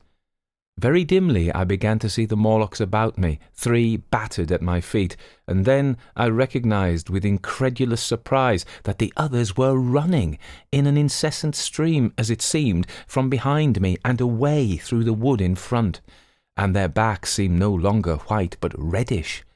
As I stood agape, I saw a little red spark go drifting across a gap of starlight between the branches and vanish, and at that I understood the smell of burning wood, the slumberous murmur that was growing now into a gusty roar, the red glow, and the Morlock's flight. Stepping out from behind my tree and looking back, I saw through the black pillars of the nearer trees the flames of the burning forest. It was my first fire coming after me. With that I looked for Weena, but she was gone. The hissing and crackling behind me The explosive thud as each fresh tree burst into flame left little time for reflection. My iron bar still gripped, I followed in the Morlocks' path.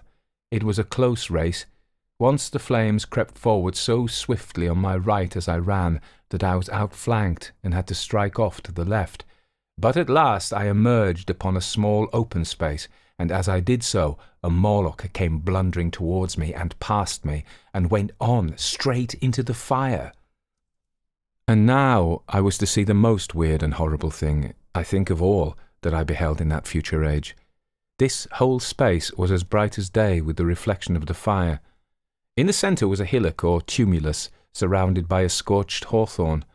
Beyond this was another arm of the burning forest, with yellow tongues already writhing from it, completely encircling the space with a fence of fire.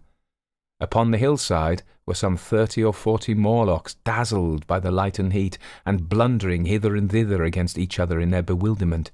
At first I did not realize their blindness, and struck furiously at them with my bar in a frenzy of fear as they approached me, killing one and crippling several more.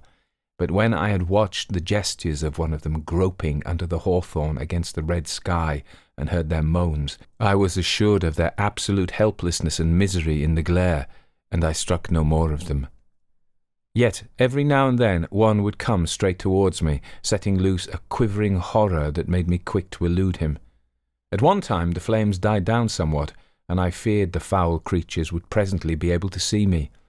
I was thinking of beginning the fight by killing some of them before this should happen, but the fire burst out again, brightly, and I stayed my hand. I walked about the hill among them and avoided them, looking for some trace of Weena, but Weena was gone. At last I sat down on the summit of the hillock and watched this strange, incredible company of blind things groping to and fro and making uncanny noises to each other as the glare of the fire beat on them. The coiling uprush of smoke streamed across the sky, and through the rare tatters of that red canopy, remote as though they belonged to another universe, shone the little stars. 2 or 3 Morlocks came blundering into me, and I drove them off with blows of my fists, trembling as I did so. For the most part of that night, I was persuaded it was a nightmare. I bit myself and screamed in a passionate desire to awake. I beat the ground with my hands and got up and sat down again, and wandered here and there and again sat down. Then I would fall to rubbing my eyes and calling upon God to let me awake. Thrice I saw Morlocks put their heads down in a kind of agony and rush into the flames. But at last, above the subsiding red of the fire, above the streaming masses of black smoke and the whitening and blackening tree stumps and the diminishing numbers of these dim creatures, came the white light of the day. I searched again for traces of Weena, but there were none. It was plain that they had left her poor little body in the forest. I cannot describe how it relieved me to think that it had escaped the awful fate to which it seemed destined. As I thought of that, I was almost moved to begin a massacre of the helpless abominations about me, but I contained myself. The hillock, as I have said, was a kind of island in the forest. From its summit I could now make out, through a haze of smoke, the palace of green porcelain, and from that I could get my bearings for the White Sphinx. And so, leaving the remnant of these damned souls still going hither and thither and moaning as the day grew clearer, I tied some grass about my feet and limped on across smoking ashes and among black stems that still pulsated internally with fire, towards the hiding place of the time machine. I walked slowly, for I was almost exhausted as well as lame, and I felt the intensest wretchedness for the horrible death of little Weena. It seemed an overwhelming calamity. Now, in this old familiar room, it is more like the sorrow of a dream than an actual loss, but that morning it left me absolutely lonely again, terribly alone. I began to think of this house of mine, of this fireside, of some of you, and with such thoughts came a longing that was pain. but as I walked over the smoking ashes under the bright morning sky, I made a discovery. In my trouser pocket were still some loose matches. The box must have leaked before it was lost. 13. The Trap of the White Sphinx. About 8 or 9 in the morning, I came to the same seat of yellow metal from which I had viewed the world upon the evening of my arrival. I thought of my hasty conclusions upon that evening, and could not refrain from laughing bitterly at my confidence. Here was the same beautiful scene, the same abundant foliage, the same splendid palaces and magnificent ruins, the same silver river running between its fertile banks. The gay robes of the beautiful people moved hither and thither among the trees. Some were bathing in exactly the place where I had saved Weena, and that suddenly gave me a keen stab of pain. And like blots upon the landscape rose the cupolas above the ways to the underworld. I understood now what all the beauty of the overworld people covered. Very pleasant was their day, as pleasant as the day of the cattle in the field. Like the cattle, they knew of no enemies and provided against no needs. And their end was the same. I grieved to think how brief the dream of the human intellect had been. It had committed suicide. It had set itself steadfastly towards comfort and ease, a balanced society with security and permanency as its watchword. It had attained its hopes, to come to this at last. Once, life and property must have reached almost absolute safety. The rich had been assured of his wealth and comfort, the toiler assured of his life and work. No doubt in that perfect world there had been no unemployed problem, no social question left unsolved, and a great quiet had followed. It is a law of nature we overlook that intellectual versatility is the compensation for change, danger, and trouble. An animal perfectly in harmony with its environment is a perfect mechanism. Nature never appeals to intelligence until habit and instinct are useless. There is no intelligence where there is no change and no need of change. Only those animals partake of intelligence that have to meet a huge variety of needs and dangers. So, as I see it, the upper-world man had drifted towards his feeble prettiness, and the underworld to mere mechanical industry. But that perfect state had lacked one thing even for mechanical perfection: absolute permanency. Apparently, as time went on, the feeding of an underworld, however it was affected, had become disjointed. Mother Necessity, who had been staved off for a few thousand years, came back again, and she began below. The underworld, being in contact with machinery, which, however perfect, still needs some little thought outside habit, had probably retained perforce rather more initiative, if less, of every other human character than the upper. And when other meat failed them, they turned to what old habit had hitherto forbidden. So I say I saw it in my last view of the world of 800 and 2701. It may be as wrong an explanation as mortal wit could invent. It is how the thing shaped itself to me, and, as that, I give it to you. After the fatigues, excitements, and terrors of the past days, and in spite of my grief, this seat and the tranquil view and the warm sunlight were very pleasant. I was very tired and sleepy, and soon my theorizing passed into dozing. Catching myself at that, I took my own hint, and spreading myself out upon the turf, I had a long and refreshing sleep. I woke a little before sunsetting. I now felt safe against being caught napping by the Morlocks, and stretching myself, I came on down the hill towards the White Sphinx. I had my crowbar in one hand, and the other hand played with the matches in my pocket. And now came a most unexpected thing. As I approached the pedestal of the Sphinx, I found the bronze valves were open. They had slid down into grooves. At that, I stopped short before them, hesitating to enter. Within was a small apartment, and on a raised place in the corner of this was the time machine. I had the small levers in my pocket. So here, after all my elaborate preparations for the siege of the White Sphinx, was a meek surrender. I threw my iron bar away, almost sorry not to use it. A sudden thought came into my head as I stooped towards the portal. For once at least, I grasped the mental operations of the Morlocks. Suppressing a strong inclination to laugh, I stepped through the bronze frame and up to the time machine.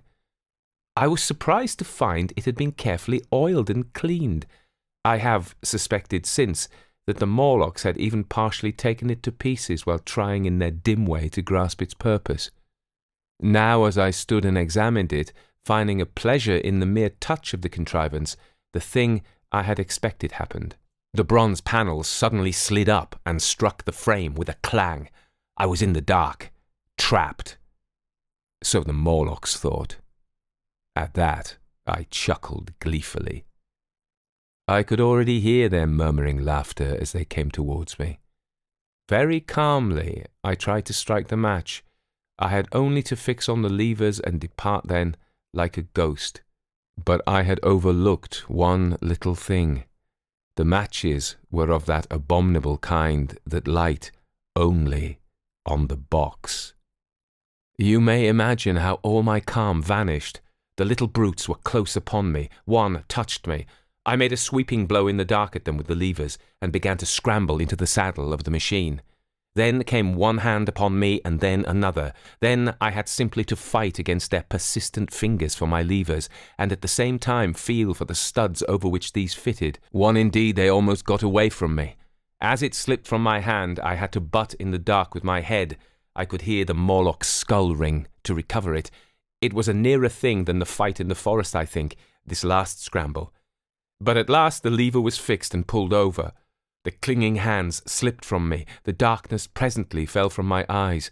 I found myself in the same grey light and tumult I have already described. 14. The further vision. I have already told you of the sickness and confusion that comes with time travelling. And this time I was not seated properly in the saddle, but sideways and in an unstable fashion. For an indefinite time I clung to the machine as it swayed and vibrated, quite unheeding how I went, and when I brought myself to look at the dials again, I was amazed to find where I had arrived. One dial records days, and another thousands of days, another millions of days, and another thousands of millions. Now, instead of reversing the levers, I had pulled them over so as to go forward with them. And when I came to look at these indicators, I found that the thousands hand was sweeping round as fast as the second hands of a watch into futurity. As I drove on, a peculiar change crept over the appearance of things. The palpitating greyness grew darker. Then, though I was still travelling with prodigious velocity, the blinking succession of day and night, which was usually indicative of a slower pace, returned and grew more and more marked. This puzzled me very much at first. The alternations of night and day grew slower and slower, and so did the passage of the sun across the sky, until they seemed to stretch through centuries. At last a steady twilight brooded over the earth. A twilight only broken now and then when a comet glared across the darkling sky. The band of light that had indicated the sun had long since disappeared, for the sun had ceased to set. It simply rose and fell in the west and grew ever broader and more red. All trace of the moon had vanished. The circling of the stars, growing slower and slower, had given place to creeping points of light. At last, some time before I stopped, the sun, red and very large, halted motionless upon the horizon, a vast dome glowing with a dull heat, and now and then suffering a momentary extinction. At one time it had for a little while glowed more brilliantly again, but it speedily reverted to its sullen red heat. I perceived by this slowing down of its rising and setting that the work of the tidal drag was done. The earth had come to rest with one face to the sun, even as in our own time the moon faces the earth. Very cautiously, for I remembered my former headlong fall, I began to reverse my motion. Slower and slower went the circling hands. until the thousands one seemed motionless, and the daily one was no longer a mere mist upon its scale. Still slower, until the dim outlines of a desolate beach grew visible. I stopped very gently and sat upon the time machine, looking round. The sky was no longer blue. Northeastward it was inky black, and out of the blackness shone brightly and steadily the pale white stars. Overhead it was a deep Indian red and starless, and southeastward it grew brighter to a glowing scarlet, where, cut by the horizon, lay the huge hull of the sun, red and motionless. The rocks about me were of a harsh reddish colour, and all the trace of life that I could see at first was the intensely green vegetation that covered every projecting point on their southeastern face. It was the same rich green that one sees on forest moss or on the lichen in caves, plants which like this grow in a perpetual twilight. The machine was standing on a sloping beach. The sea stretched away to the southwest to rise into a sharp, bright horizon against the wan sky. There were no breakers and no waves, for not a breath of wind was stirring. Only a slight, oily swell rose and fell like a gentle breathing, and showed that the eternal sea was still moving and living. And along the margin, where the water sometimes broke, was a thick incrustation of salt, pink, under the lurid sky. There was a sense of oppression in my head, and I noticed that I was breathing very fast. The sensation reminded me of my only experience of mountaineering, and from that I judged the air to be more rarefied than it is now. Far away up the desolate slope I heard a harsh scream, and saw a thing like a huge white butterfly go slanting and fluttering up into the sky, and circling, disappear over some low hillocks beyond. The sound of its voice was so dismal that I shivered and seated myself more firmly upon the machine. Looking round me again, I saw that quite near, what I had taken to be a reddish mass of rock was moving slowly towards me. Then I saw the thing was really a monstrous crab-like creature. Can you imagine a crab as large as yonder table, with its many legs moving slowly and uncertainly, its big claws swaying, its long antennae like carter's whips waving and feeling, and its stalked eyes gleaming at you on either side of its metallic front? Its back was corrugated and ornamented with ungainly bosses, and a greenish incrustation blotched it here and there. I could see the many palps of its complicated mouth flickering and feeling as it moved. As I stared at this sinister apparition crawling towards me, I felt a tickling on my cheek, as though a fly had lighted there. I tried to brush it away with my hand, but in a moment it returned, and almost immediately came another by my ear. I struck at this and caught something thread-like. It was drawn swiftly out of my hand. With a frightful qualm I turned, and I saw that I had grasped the antenna of another monster crab that stood just behind me. Its evil eyes were wriggling on their stalks, its mouth was all alive with appetite, and its vast ungainly claws, smeared with an algal slime, were descending upon me. In a moment my hand was on the lever, and I had placed a month between myself and these monsters. But I was still on the same beach, and I saw them distinctly now as soon as I stopped. Dozens of them seemed to be crawling here and there in the sombre light among the foliated sheets of intense green.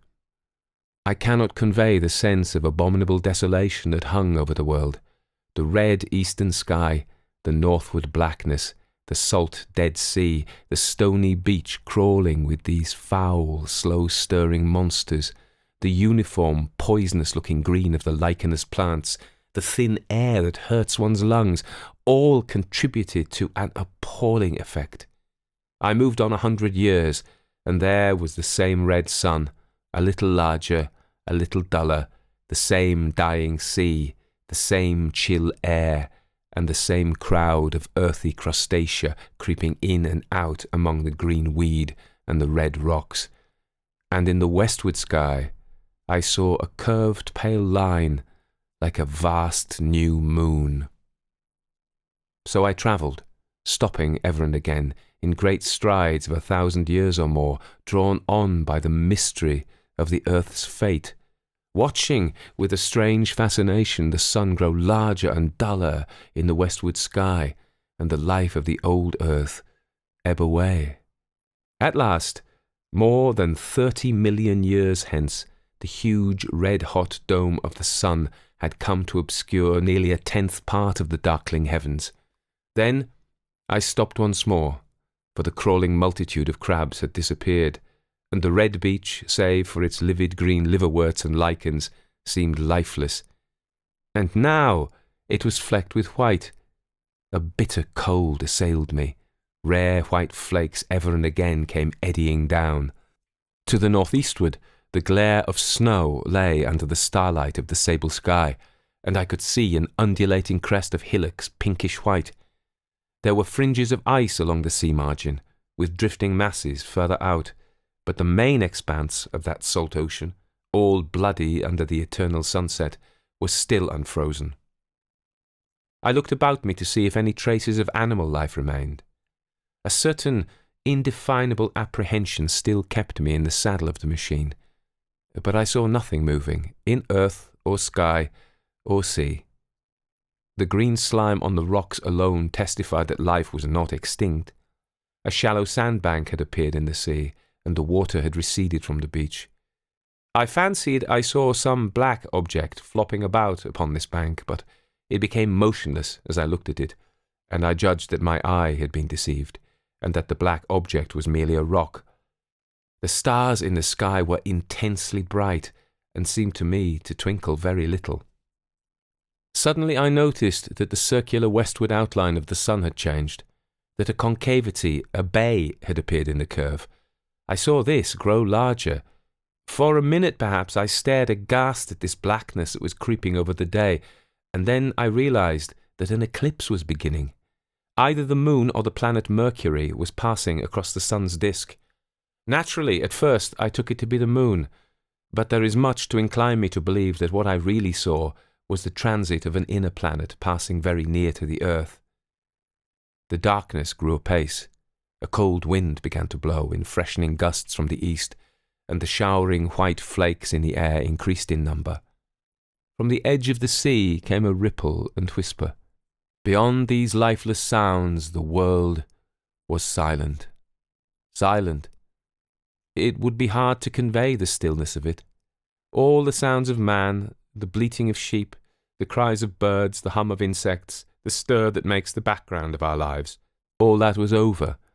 As the darkness thickened, the eddying flakes grew more abundant, dancing before my eyes, and the cold of the air more intense. At last, one by one, swiftly, one after the other, the white peaks of the distant hills vanished into blackness. The breeze rose to a moaning wind.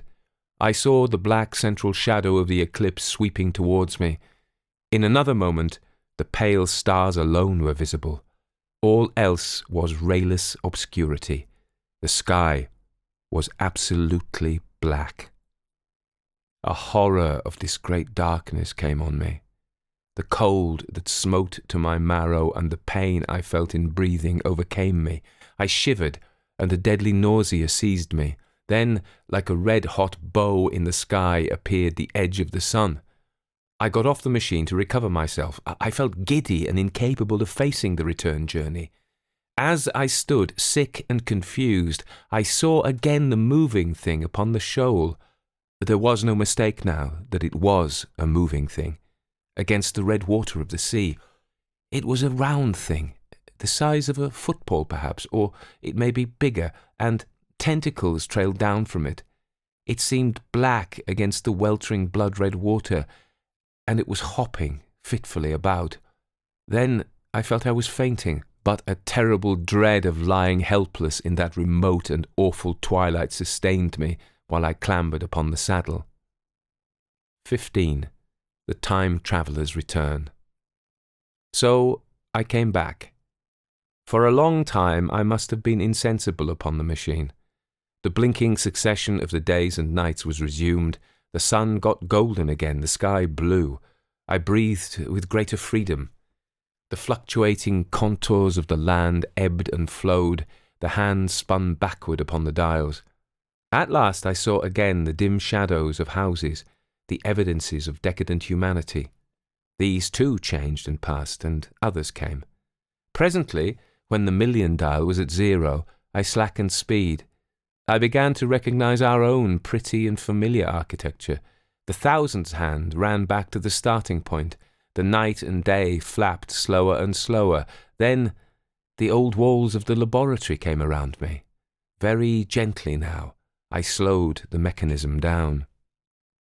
I saw one little thing that seemed odd to me. I think I've told you that when I set out, before my velocity became very high, Mrs. Watchett had walked across the room, travelling, as it seemed to me, like a rocket. As I returned, I passed again across that minute when she traversed the laboratory, but now her every motion appeared to be the exact inversion of her previous ones. The door at the lower end opened, and she glided quietly up to the laboratory, back foremost, and disappeared behind the door by which she had previously entered. Just before that, I seemed to see Hillier for a moment, but he passed like a flash. Then I stopped the machine, and saw about me again the old familiar laboratory, my tools, my appliances, just as I had left them. I got off the thing very shakily and sat down upon my bench. For several minutes I trembled violently, then I became calmer. Around me was my old workshop again, exactly as it had been.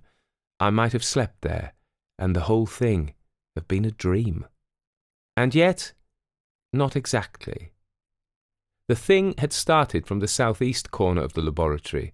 It had come to rest again in the northwest, against the wall where you saw it. That gives you the exact distance from my little lawn to the pedestal of the White Sphinx into which the Morlocks had carried my machine.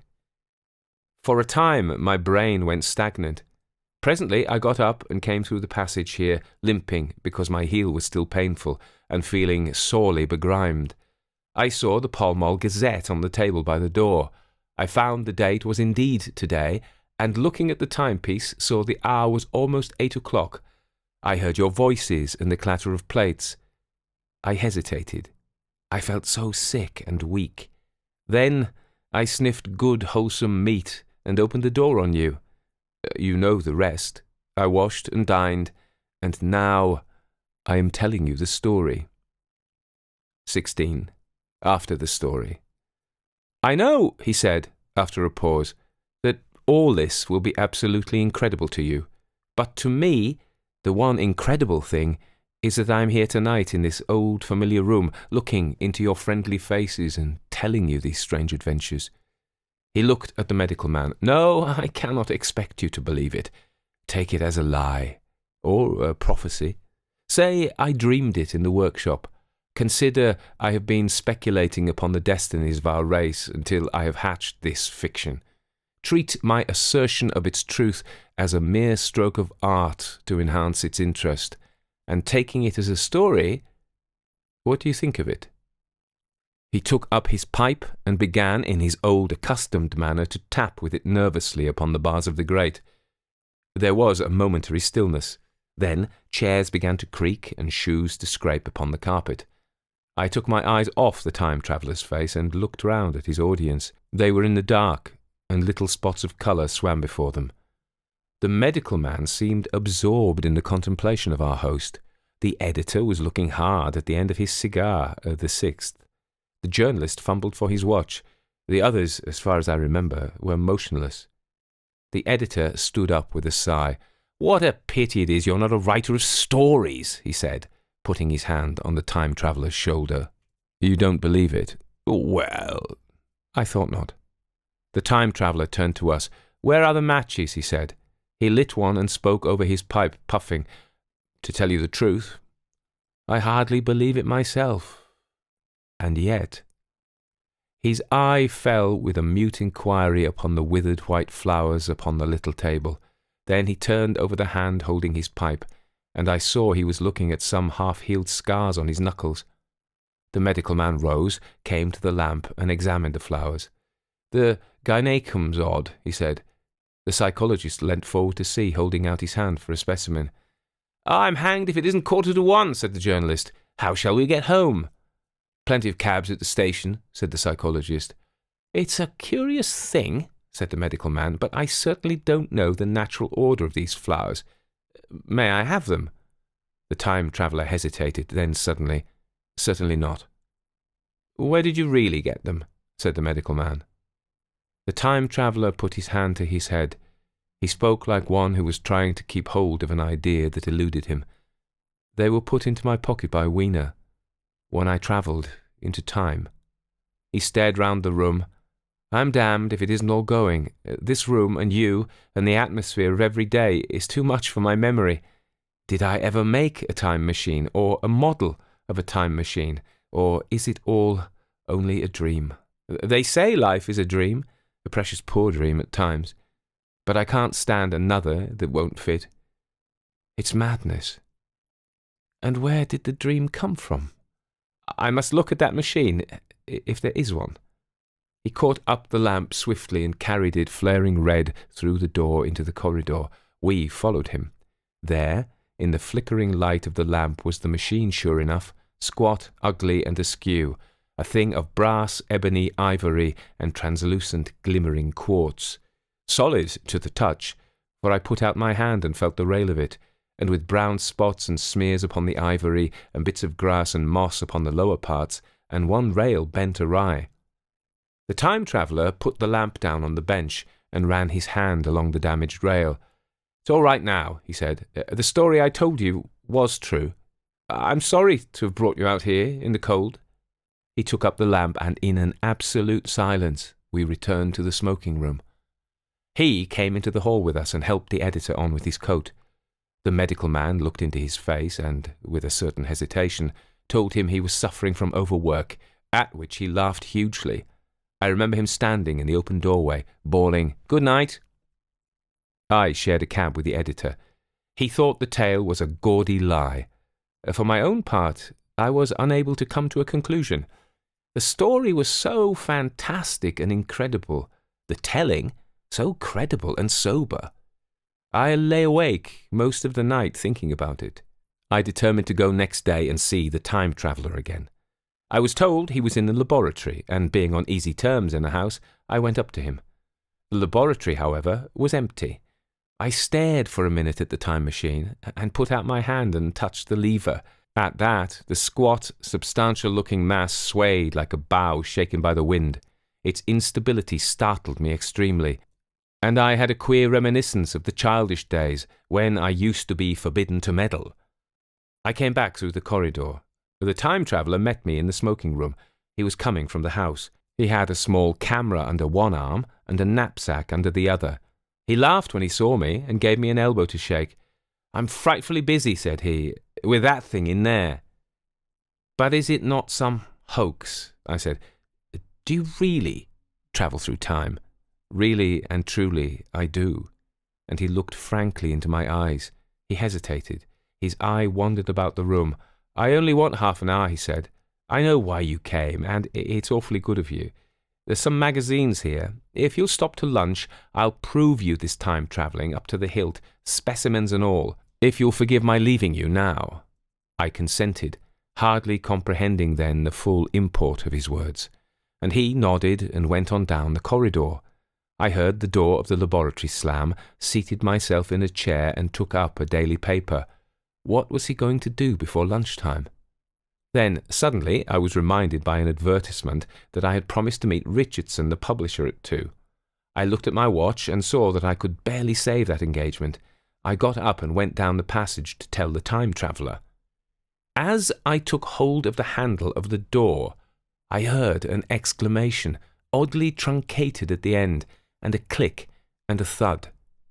A gust of air whirled round me as I opened the door, and from within came the sound of broken glass falling on the floor. The time traveller was not there. I seemed to see a ghostly, indistinct figure sitting in a whirling mass of black and brass for a moment, a figure so transparent that the bench behind with its sheets of drawings was absolutely distinct. But this phantasm vanished as I rubbed my eyes. The time machine had gone. Save for a subsiding stir of dust, the further end of the laboratory was empty. A pane of the skylight had, apparently, just been blown in. I felt an unreasonable amazement. I knew that something strange had happened, and for the moment could not distinguish what the strange thing might be. As I stood staring, the door into the garden opened and the manservant appeared. We looked at each other. Then ideas began to come. "Has Mr. gone out that way?" said I. "No, sir. No one's come out this way. I was expecting to find him in here." At that, I understood. At the risk of disappointing Richardson, I stayed on, waiting for the time traveller, waiting for the second, perhaps still stranger story, and the specimens and photographs he would bring with him. But I am beginning now to fear that I must wait a lifetime. The time traveller vanished 3 years ago, and, as everybody knows now, he has never returned. Epilogue. One cannot choose but wonder, will he ever return?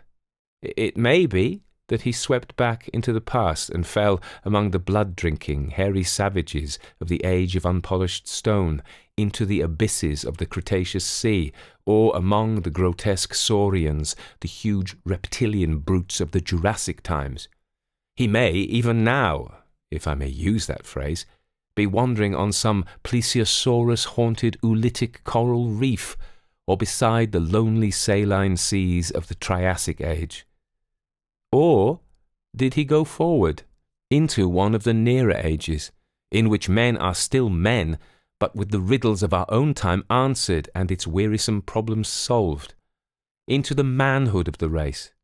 For I, for my own part, cannot think that these latter days of weak experiment, fragmentary theory, and mutual discord are indeed man's culminating time. I say, for my own part, he, I know, for the question had been discussed among us long before the time machine was made, thought but cheerlessly of the advancement of mankind, and saw in the growing pile of civilization only a foolish heaping that must inevitably fall back upon and destroy its makers in the end. If that is so, it remains for us to live as though it were not so. But to me, the future is still black and blank, is a vast ignorance lit at a few casual places by the memory of his story. And I have by me, for my comfort, 2 strange white flowers, shriveled now and brown and flat and brittle, to witness that even when mind and strength had gone, gratitude and a mutual tenderness still lived on in the heart of man.